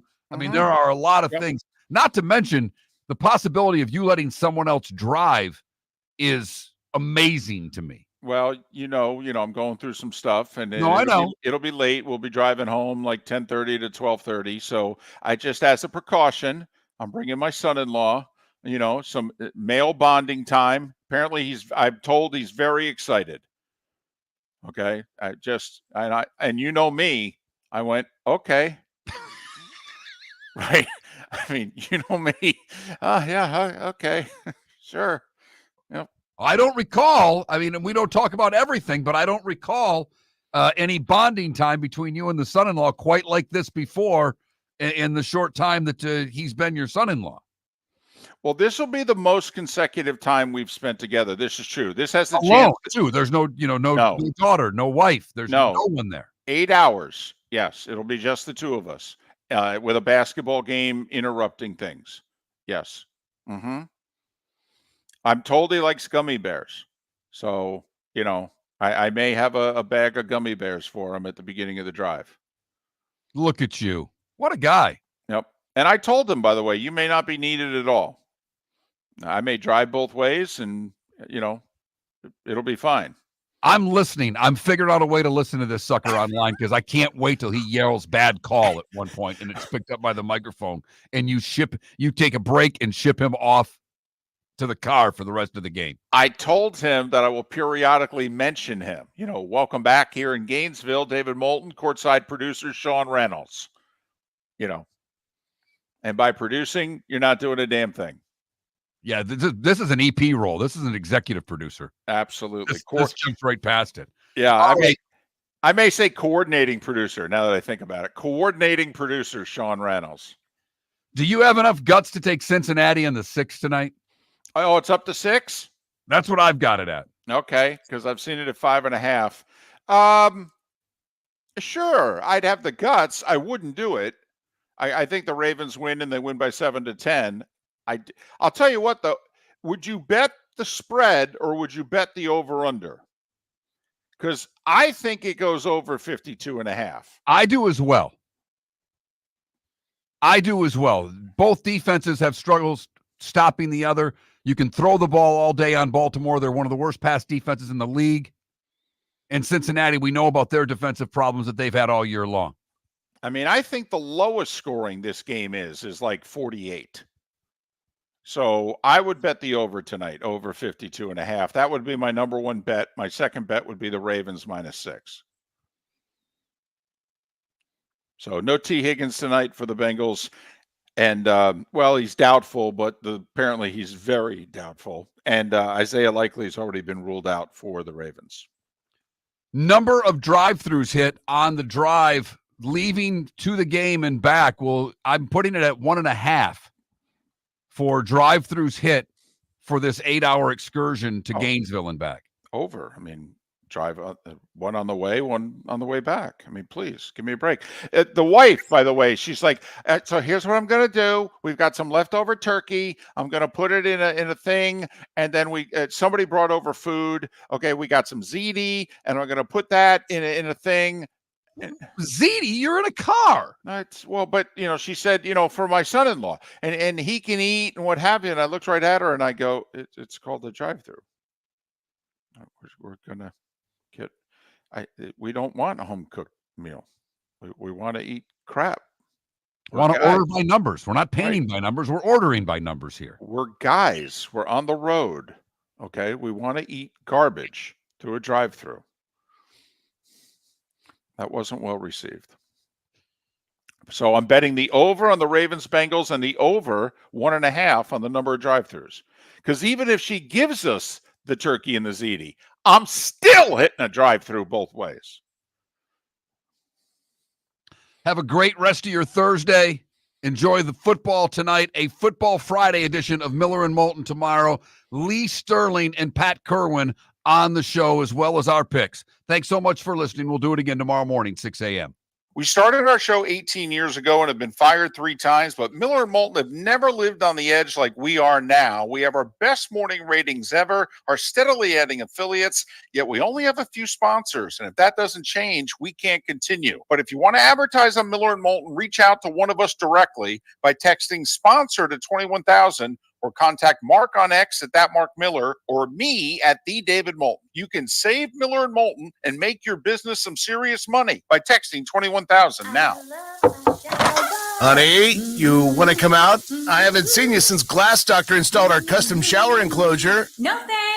Well, you can't keep eating breakfast in the shower, and laminating your magazines is getting expensive. You remember we have guests coming over tonight, right? Oh, I'm sure they'd love to see the shower. It's our neighbors, and I highly doubt they want to be hanging out in our bathroom. The shower's so good, you'll never want to leave. Visit glassdoctor.com today and schedule an appointment online. American Paint Supplies, for nearly 30 years, is your one-stop shop for all your coating needs. If you are a designer, a contractor, a professional painter, or a weekend warrior, American Paint Supplies is the place where experts go to get expert solutions. At 6100 Shirley Street in Naples off of Pine Ridge, American Paint Supplies delivers the best solutions with the best products with the best support. Meet Gene and his team today at American Paint Supplies. Call 239-566-2700. That's 566-2700 or online at AmericanPaintSupplies.net. Visit Jason and Todd at the Diamond District. A natural diamond is the oldest artifact you will ever touch, and each is one of a kind. Jason and Todd at the Diamond District would like to meet you personally and share their love of natural diamonds and the positive impact of purchasing a natural diamond.